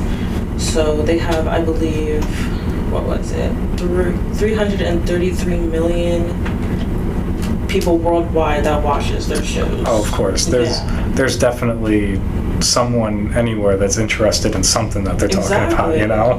Like penguins, Antarctica, like there's so many things to talk about. I love me a penguin, you know? Yeah. Yeah, you know, Pepsi, they've been around forever. They've gone, around the world trying every sort of advertisement possible. They've been very good with the celebrity endorsements. Like one of my favorites, David Bowie, had a commercial with them singing with Tina Turner. Both great, both attracted people to the company. They had almost like a you'd call it a war with Coke, to see, rivalry, who's the best. And I think ultimately Coke won in the ends, with that rivalry. They might be known as the more popular one, but as we looked at the numbers before, they're definitely not the most profitable. Exactly. Well, I mean, Pepsi's slogan is Pepsi okay?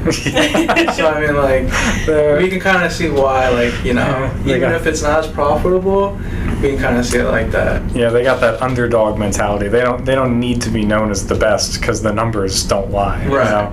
I think Coke was making $40 billion last year, and then Pepsi doubled that. So they don't need to be like the number one choice everywhere because financially they're already the number one choice. Right. Well, I know like Yeezy also does like a lot of collabs with celebrities as well to like promote the product that they're releasing, or even just like get more brand awareness. Like I know they use Kim Kardashian, like the whole Kardashian family. Yeah. I know they use Kylie. I know Kylie, I think, did a Pepsi commercial. It was either, I believe it was Kendall. It was one of them. One of the Jenners. They're all the same. They're all the same. Yeah, Kendall Jenner.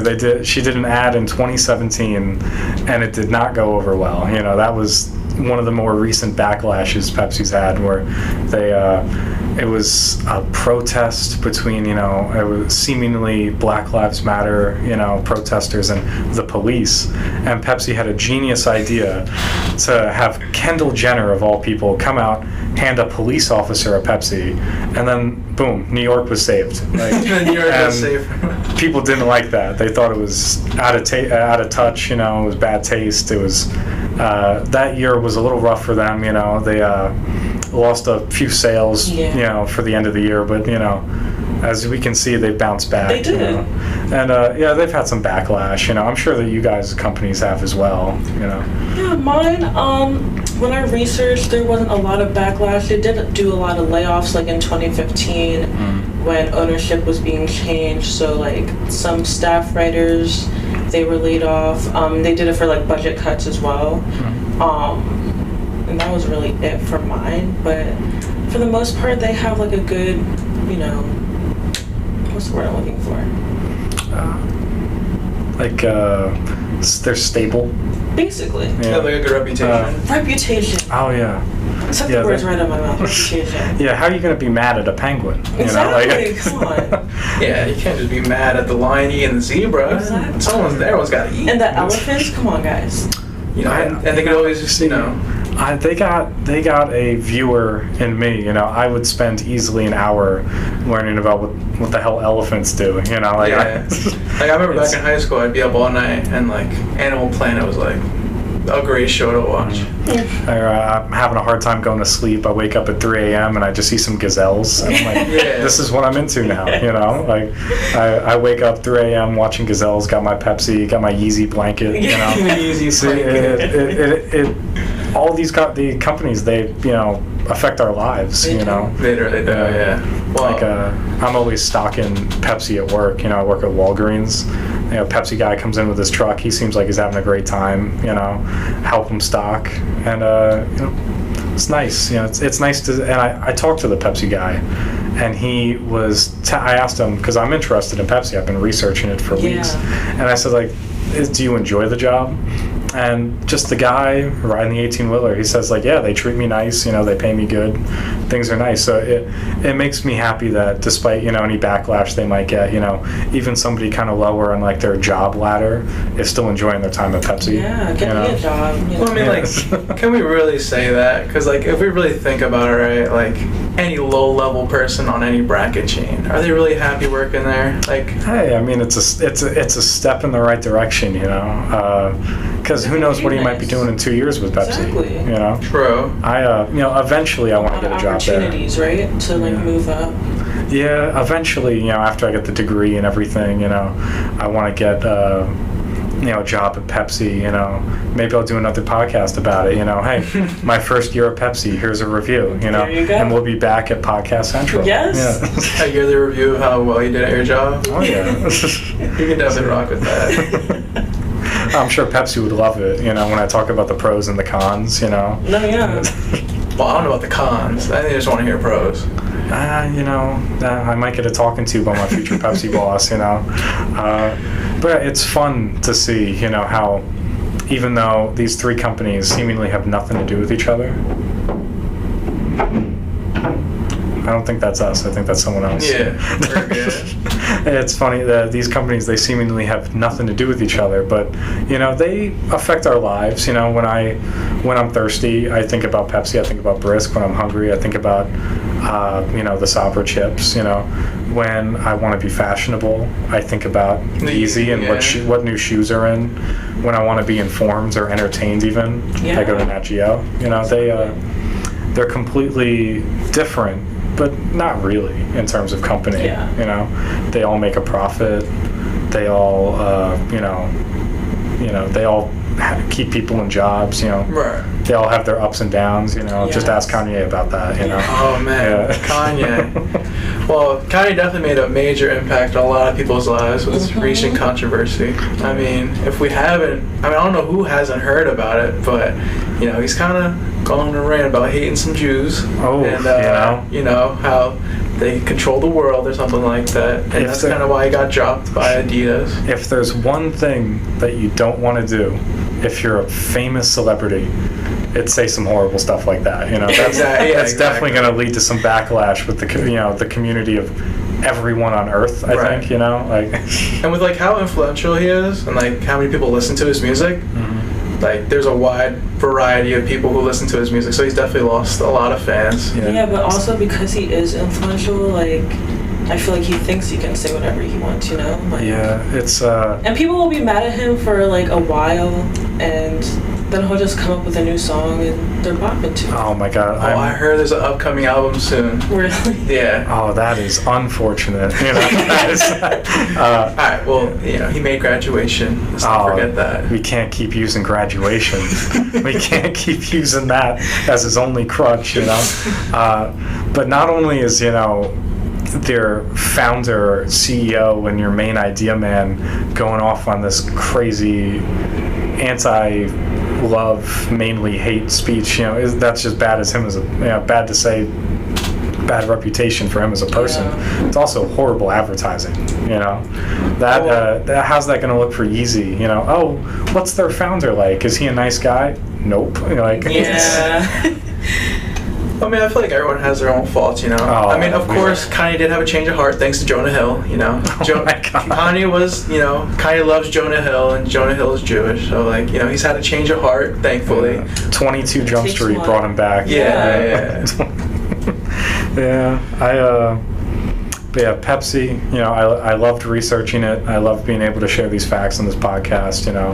I hope you guys did too, you know. Oh, man, I had a blast talking about Yeezy and all the great things Kanye has done for us. I love talking about National Geographic, just all the different things they talked about, the knowledge they give.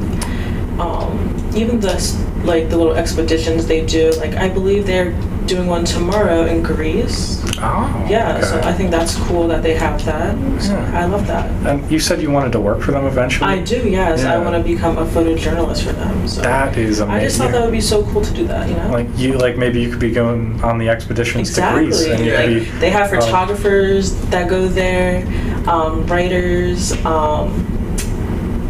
those people. I love how I can't find the words. Those people that, know all the facts. Oh, the narrators essentially, the specialists. Yeah. That's the word. But yeah. Well, it's been very fun talking on the Podcast Central Business Edition. Yes. Catch us next time. Exactly. Every Maybe month. next time we can get Kanye in here. Oh, dude. I don't think there's a there chance was of nothing that. I would hate more. All right. Maybe you can bring in a Pepsi with him. Yeah, there you go. Well, maybe I'd hate him less. But There you as a very good professor once said, be Kanye West. Exactly. But preferably the 2010 version. Yeah. Right. Don't hate you. Well, you can hate whoever you want. Yes. But don't talk about just it. be kind to everybody. How about that? Be confident, be kind in yourself. All right, we'll see you again on Podcast Central. Same time again next Monday at 9:30. Yes. And have a great night, everybody. Oh, that was such a cute ending. Yeah, that was. nice. We talked about Kanye a little more than I'd maybe before, but it was funny. I couldn't. I have no idea what the time clock is here, but it felt like 15 minutes. And we ran through our material. We had a good amount of talking. We didn't get too off track. It was pretty fun. Yeah, I like that. I thought there was a timer on that. I couldn't. It's usually in the bottom left corner, and I couldn't find it anywhere. What if this wasn't recording the whole But time? I looked. Oh my gosh, I can't. I looked and it was 9:14 at some point, and now it's 9:29. So I figured, hey, pretty good, I'll right? take it. Yeah. So I'll definitely take that. thanks. All right, cool. And I just didn't want to get the door knocked on us, Well, no, someone Do me a quick favor, go file, File, export, export MP3, as MP3. change the name, put group 4, Yeah, ours says Group 1 on it. So make it group 5, make group 4, Group 4 save desktop, and save. cool, it's gonna And- export that. And I hit OK again. And then once it's done, it'll take 2 seconds, there's me see the big X at the top, Not yet. like to close it out, see this little X? Oh, that big X. Okay. No, this one right there, That one. cool, done. Also, last week there was the little clock, Yes. and I couldn't find it this time, so I just kind of had to wing it, which is why I might have ended a little early. Because I You just. didn't end early, Okay, good. All right. 18 minutes. Oh, wow. All right. Perfect. We got another group coming in now, so. Cool. All right, that was fun. Let's clear up. Yes. That was a lot And easier then than I there's one thought more it'd be. I'm not going to throw up yet. All right. Perfect. I'll take one of those chairs because there's only 2 of them. You want it? Yeah, one's over here. Who's missing from your group? My bad. How did I look? Was that beautiful? You look so goody. All right, thank you so much. That's all I wanted to hear. Alright.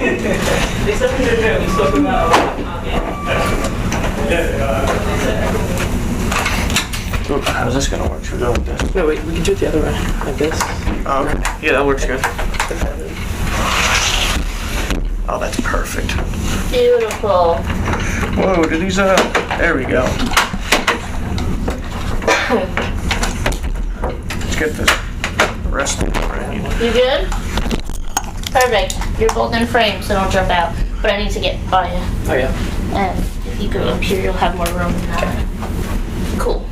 If you guys want 12 minutes instead of 15. Okay. Oh, I gotta hit record over here. Yes, please. I don't want to forget that. All right, microphone. All right, we are on in 3, 2, 1. Hey everyone, welcome to Car Talk Radio. Your host Darren and Tommy. And today we're going to be talking about 2 major car brands in the industry, comparing them and just taking a deeper dive into what they're all about. Yeah, so you want to start us off with Toyota? Sure. So Toyota, as everyone knows, Toyota is a pretty popular car brand. In fact, I was driving here today, and all I saw on the road driving in front of me, slow as hell, was Toyotas and Nissans. They're very popular.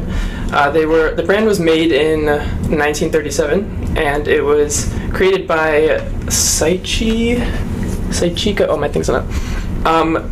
Last name Toyota with a D, and basically it was Japanese only, and they were there for 20 years, and then they started expanding and exporting into the United States.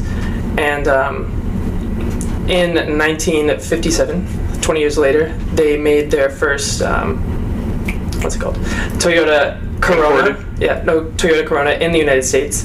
And that was a huge success for them, and it kind of inspired them to branch out into other countries, and now they are expanded into the United States and North America. Yeah, and as for Nissan, they originated in Japan as well.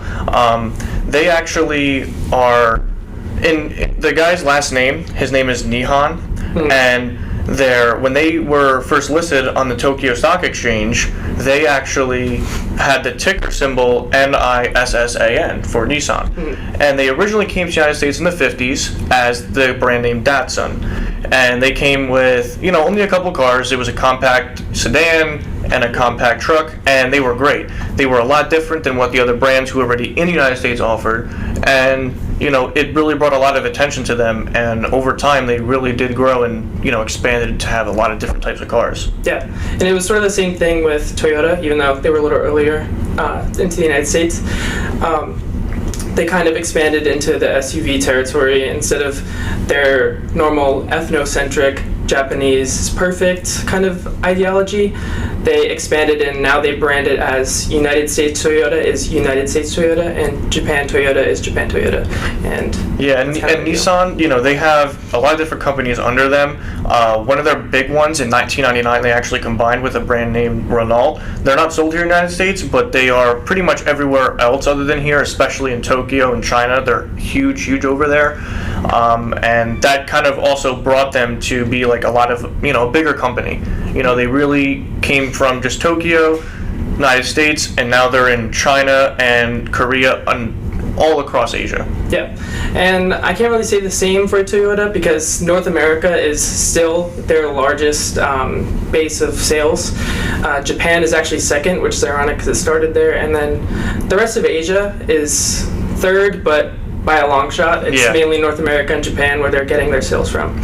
So it's hugely, their history is North America and Japan.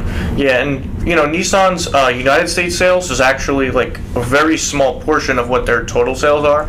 I mean, in 2020 they grossed about like 90 billion, but that was across everything that they own. In the United States it was only about, I would say, like 8 or 9 million approximately. And one huge fallback for them in 2020 was all the chip shortages.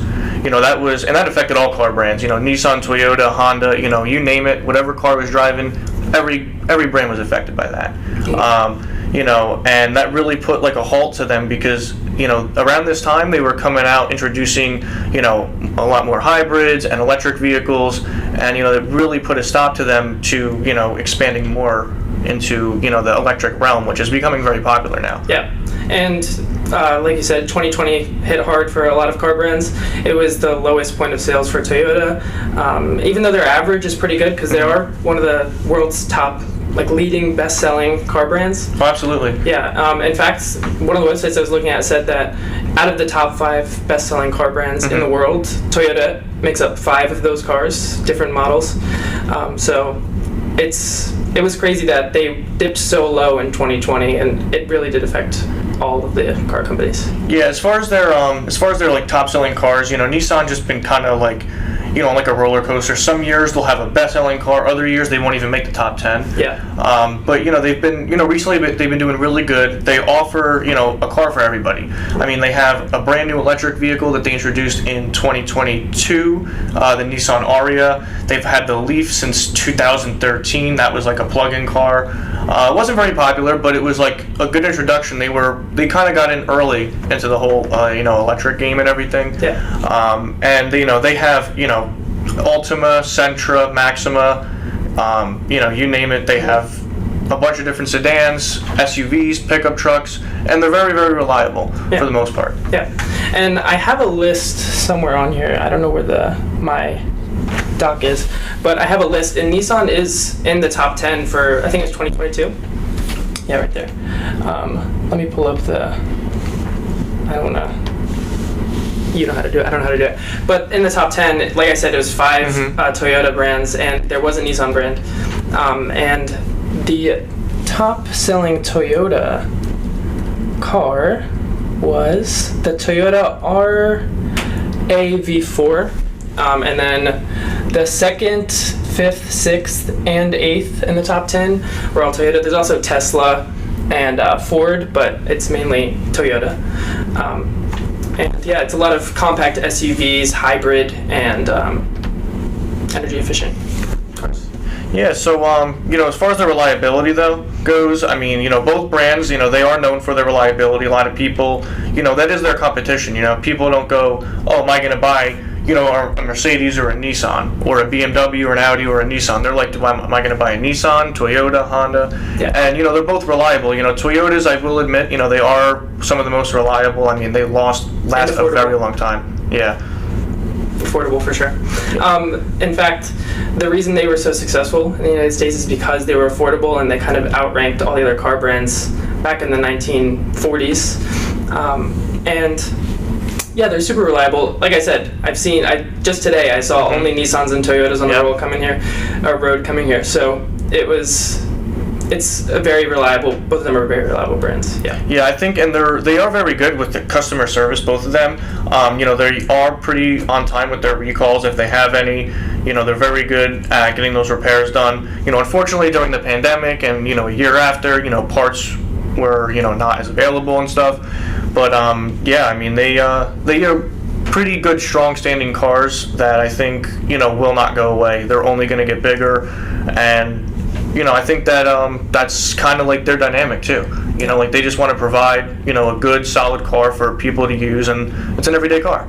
Yeah, and to the point of the parts were missing during the pandemic, a lot of people didn't need cars anyways because they were locked down in their houses, stuck on social media. Yeah. And even then, they were still marketing these car companies and trying to get them out there, trying to get them sold.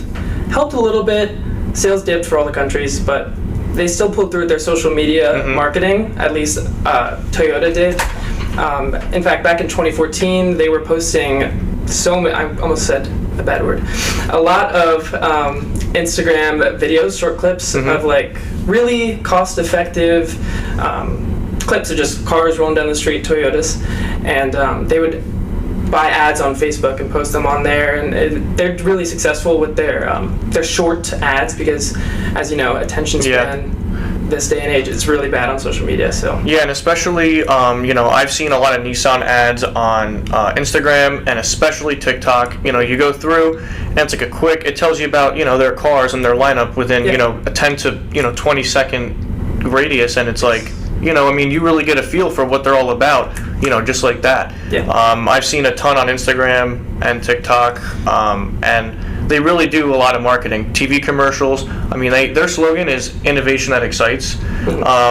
I think that's really, really good because they do for some features and stuff. They are like ahead of the game for that, and they really are innovative with what they try to bring to the market. Yeah, and like you said, you see a lot on TikTok. I've actually seen Toyota cars driving in the background of like Reddit. Am I the a-hole stories on TikTok? So they really are doing everything. They're putting them with the Minecraft parkour videos.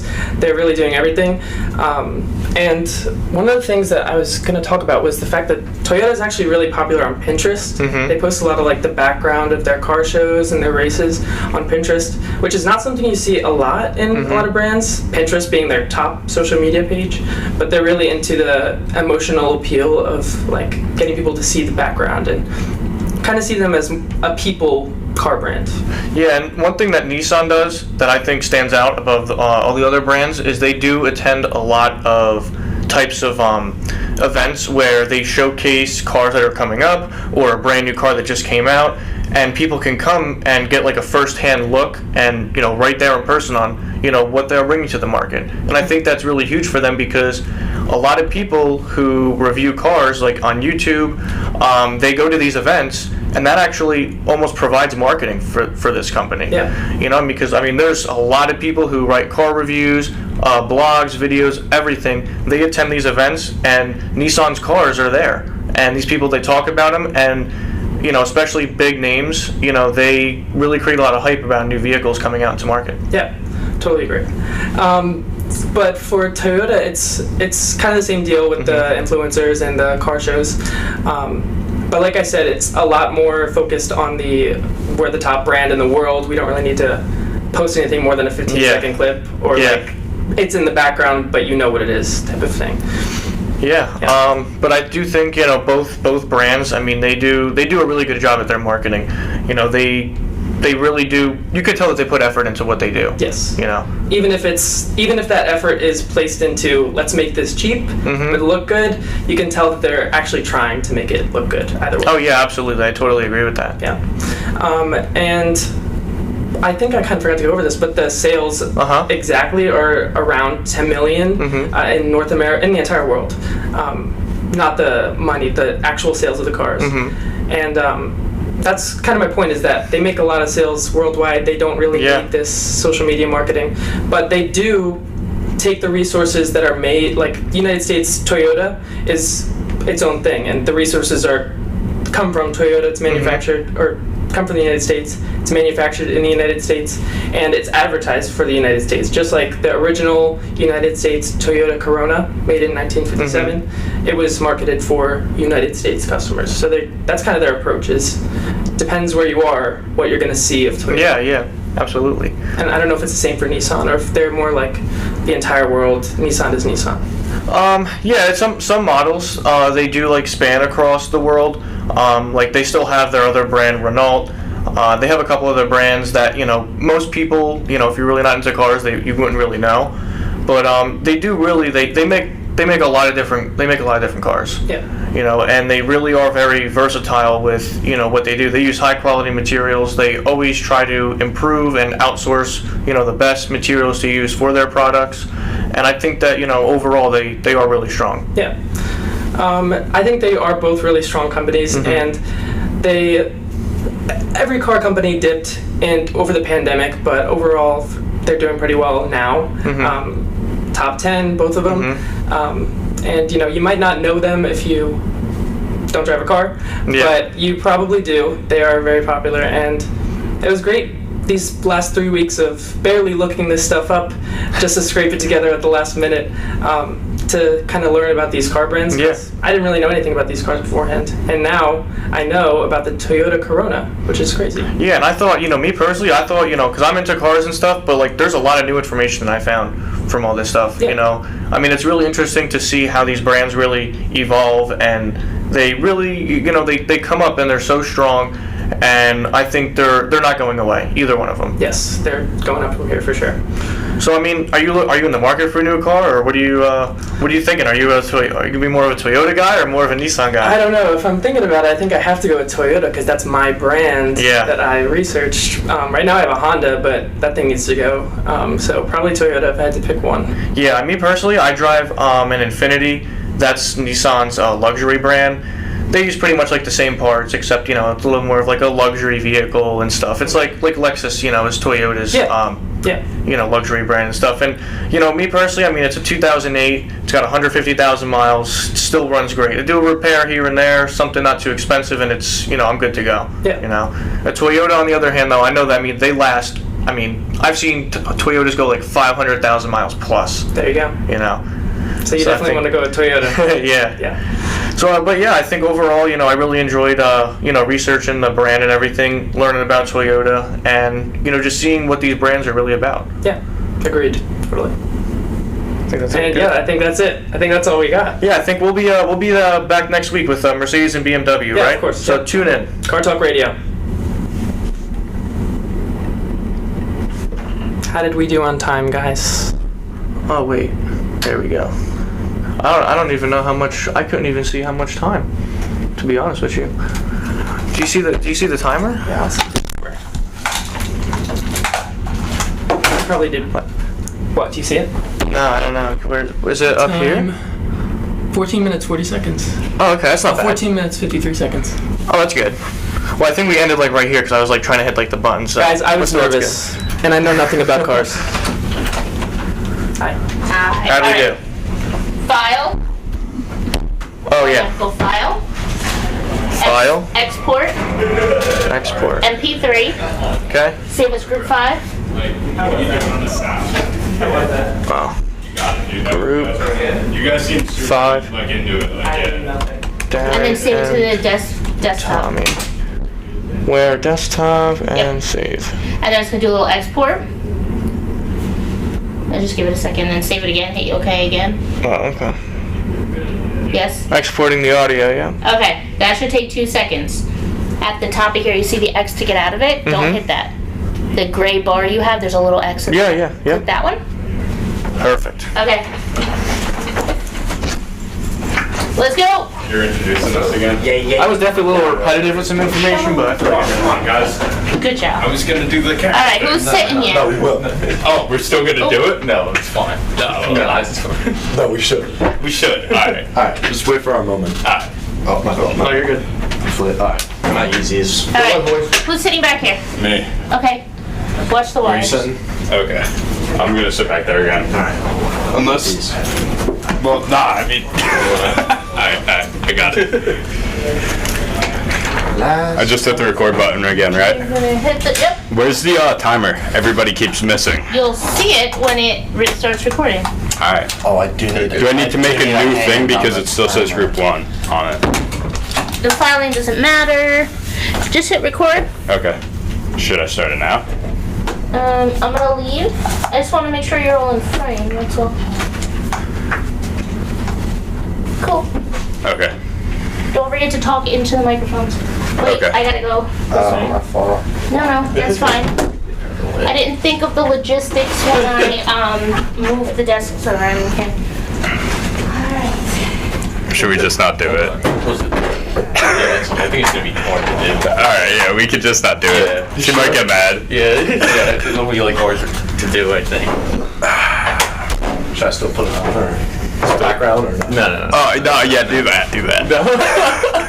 I think we should still do that. All right, I'll play it like lightly.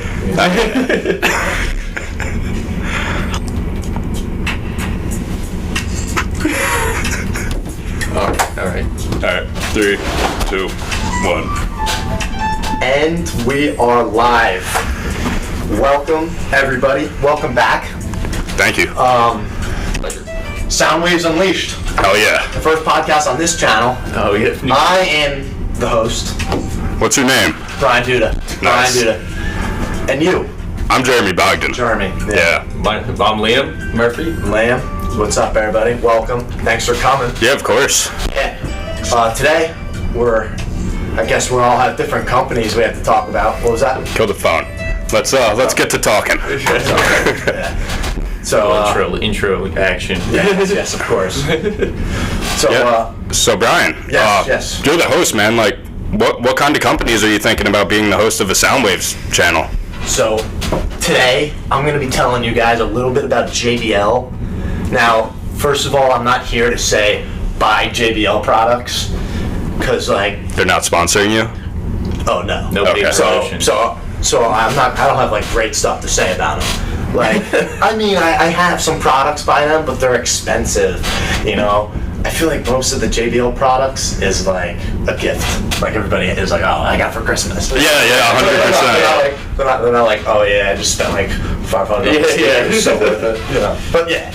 But that's what I'm talking about. I mean, what are you talking about? Okay, so I'm talking about Fender. Fender. I mean, do you play guitar? I do. Really? Yeah, You have so Fender? yeah, I have a lot of Fenders. So. Oh, really? More than one. Subject matter expert. I have some credibility here. Yeah, I've been playing guitar for like 10 years now. Okay. I worked at a music shop for a couple years. Okay. And I play guitar for a living to some extent, so that's what I do for money. And You I like played Mary Fender. Jane's Last Dance? Is that, what band is that? Fleetwood Mac? No, Tom Petty. Right? Yeah, because I was gonna say like I could do the harmonica. Oh, no, yeah, dude, we can get it going. I'll learn it for you. All right. Perfect. Liam, what about you, man? I'm gonna be talking about Yamaha. What does Yamaha have to do? Dude, why are you even on this podcast? What's Yamaha have to do with sound? Let's chill out for a minute. Okay. I'll give it a listen. Yamaha's actually one of the biggest producers of musical instruments in the world. Wow. They actually make most of the world's pianos. The mic. Is it the mic? Okay, I had a feeling. I'll move my chair. Yeah, we gotta. You know what? I am stuck, but All right, we'll lean in. All right, talk close, boys. all right. I had a feeling. All right. So back to Yamaha. Yeah, Yamaha. They make most of the world's pianos, actually. So it Really? kind of fits in with these musical instruments. They have a lot of sound equipment as well. When did it get JBL. started? I mean, Yamaha, actually, very old company, 1887. It was Dang, started that's by way before mine. Tora Kusu Yamaha in Japan when he repaired his friend's reed organ. That's what it Really? started the An company. organ? Yeah. And from there, it went. Cool, actually. Started making pretty musical cool. instruments. That's how they got their start. They actually didn't start all the motor that you probably were thinking of when I brought it up. They didn't start that till 1955. That division. Yeah, that's definitely interesting. I didn't realize they had so much to do with like sound systems and all that kind of equipment. They actually, Yamaha Corporation has 128 subsidiaries around the world. Wow. So they have a lot of different companies that they encompass. Okay. Yamaha does the pianos. Is that Yeah, that's their major seller. That that's they major. make most of the world, Well, like I said. I thought the major was. Okay. Yeah. Because they make boat engines. Yeah, absolutely. They make boat engines. They a little bit of everything. Yeah, they got it all. If you need something, Yamaha will have it for you. Okay. So Brian. Yes, sir. JBL, what's going on with them? How'd they start? Oh man, they started actually in 1946. That's crazy. Guess when Fender started? When? 1946. Really? Swear to God. That's awesome. Yeah. That's awesome. All right, so back to JBL. JBL. They got the name. I wish I had a cooler thing, but it was the guy's name. His name was James Ballou Lanson. JBL sounds a lot cooler. Yeah, exactly. That's why I skipping that. But he was an engineer, and they made his name after his initials. The headquarters, they're in Los Angeles, and what got it started is because it started being a major supplier in music festivals. Okay. And that's actually, they had, loud quality speakers for reasonable price for us. Yeah. Debatable. To each their own. I'm sure the people watching at home, if you look above your screen, you might see some JBL speakers. Yeah, or if you're in a classroom or anything. Or anything. Something like that. if anybody were to be in a classroom. Yeah. But yes. So, do you guys want to? I didn't talk that much about Fender. Let me throw it. No, of course, guys. So, Leo Fender, he was a radio repair guy, actually. Yeah. Okay. All of his boys were playing guitar, playing whatever they did. Yeah. They had broken amplifiers. He started fixing them. Okay. Similar to Mr. Yamaha. Yeah. That does Yes. work. So then, Leo Fender, he saw that there was a market, so he started making his own amplifiers. All right. We're talking 1946, and he started making electric guitars. Not the electric guitar you think of now. Oh no. 1948 comes, he makes the first prototype of an Esquire, which is like a Telecaster. It's like normal, like what we're thinking, like rock and roll type stuff. Yeah. I didn't So know he was that. one of the first solid body electric guitar makers. Sweet. Wow. Yeah. How about sales? Yeah, it would. I mean, what about now, like compared to that? Like, what sales? So I honestly didn't research sales too much back then. Yeah. But I know as of 2020, Fender sold over $700 million in guitar stuff.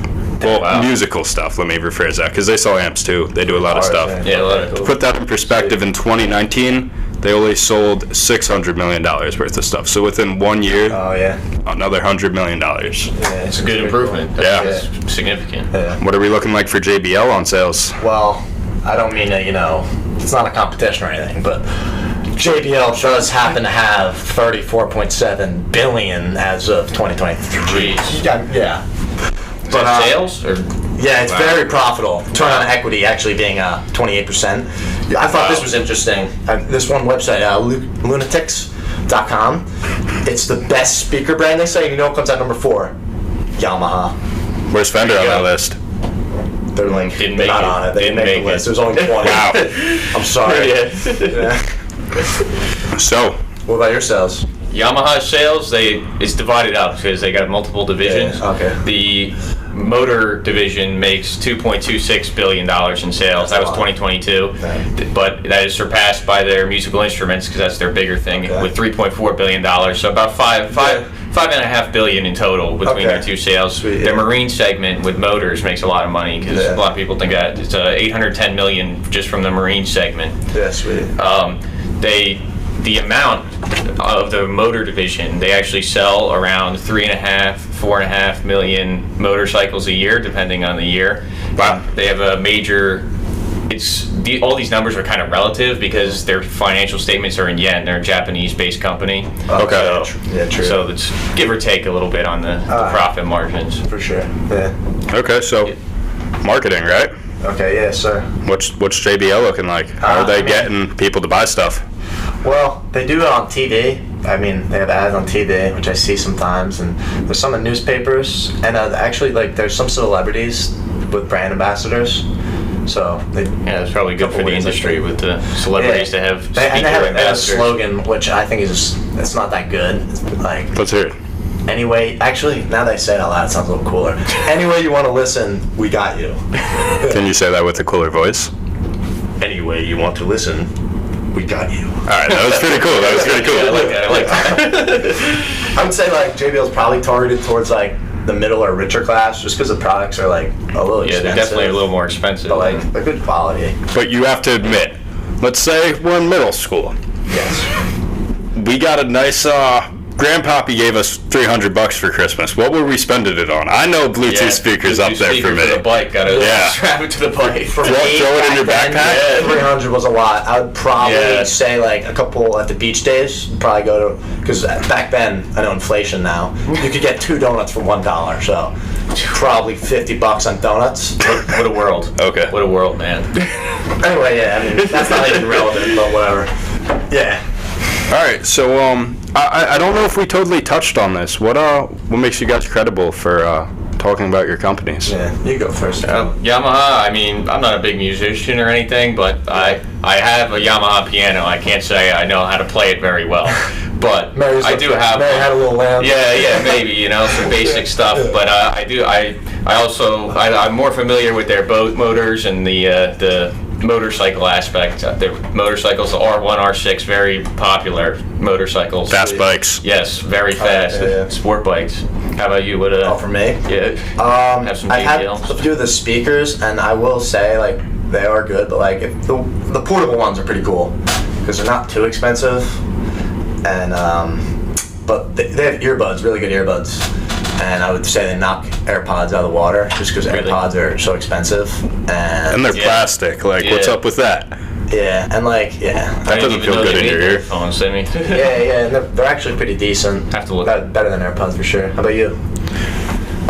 Well, I talked about my credibility quite a bit. You do have some. Some extensive credibility. Yeah.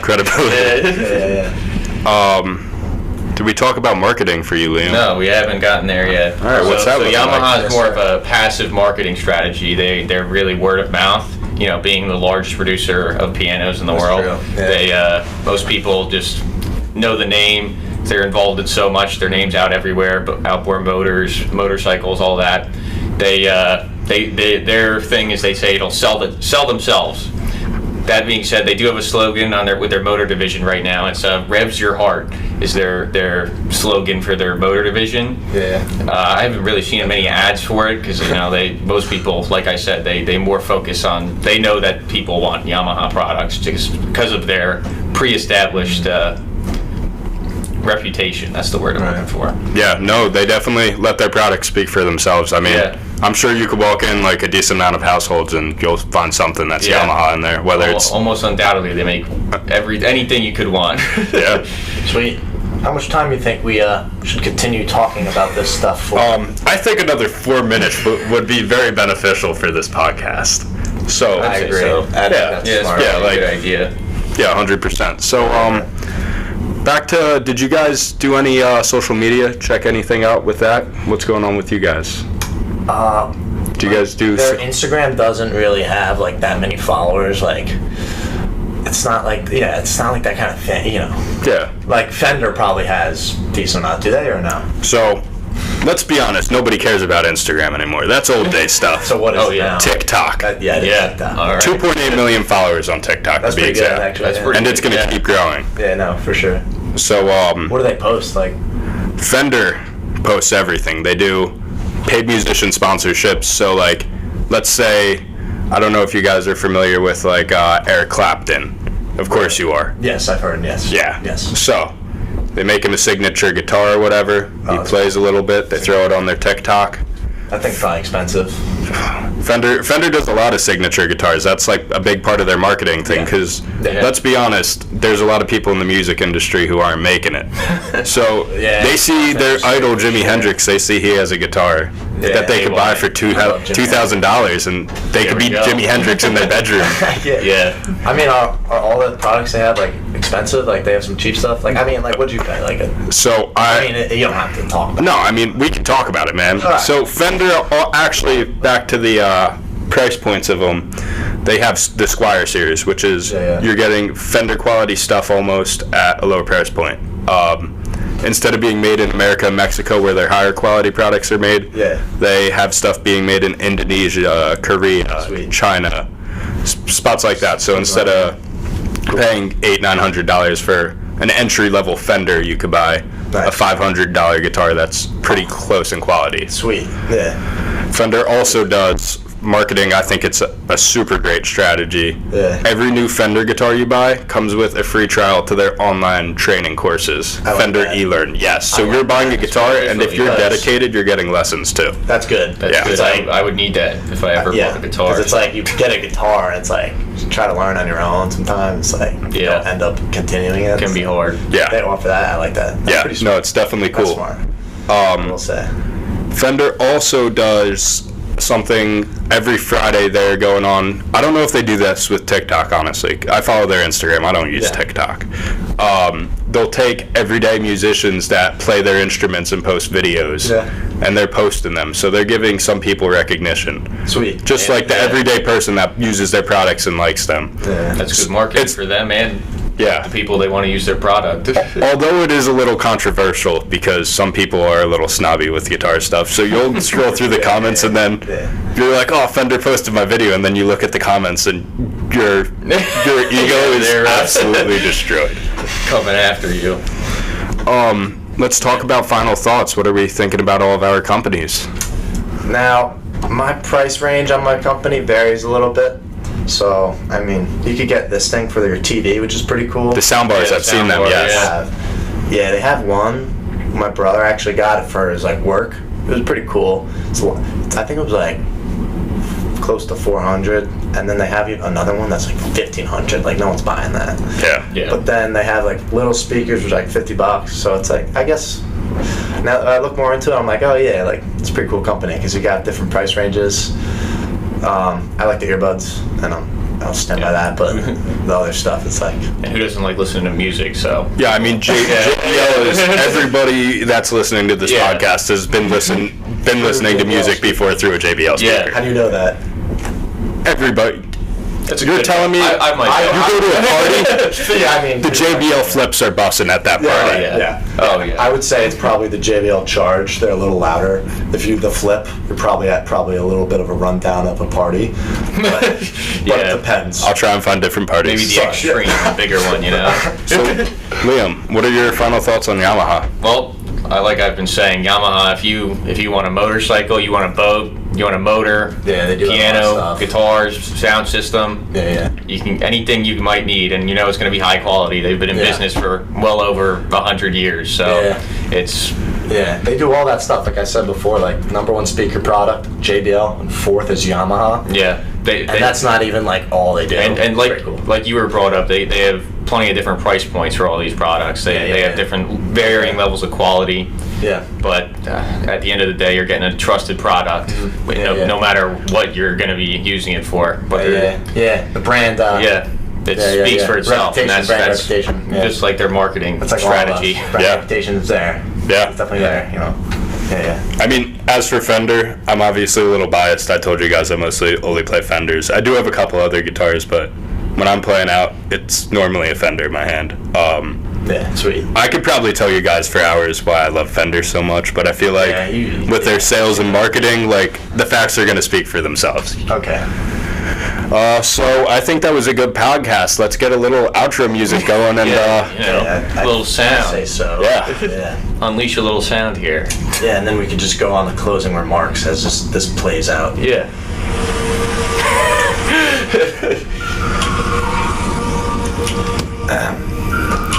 In my future, I could see myself getting some sort of Yamaha product, and I think that could be said for anybody.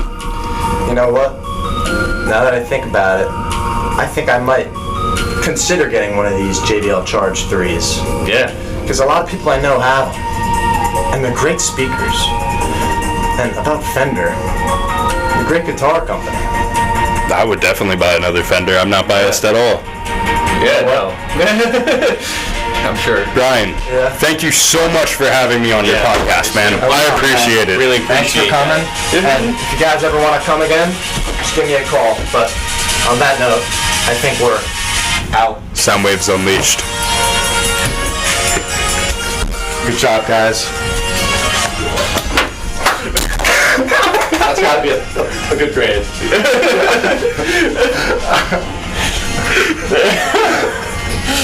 We go back. Stop the. I'm trying, dude. I hit the button, but it didn't stop it, so I'm just gonna let her mess with it. It's not working. That was a masterpiece. I'm not losing it. Dude, how long was that? Like 17, dude. 17? We were on the money. Yeah. That was good.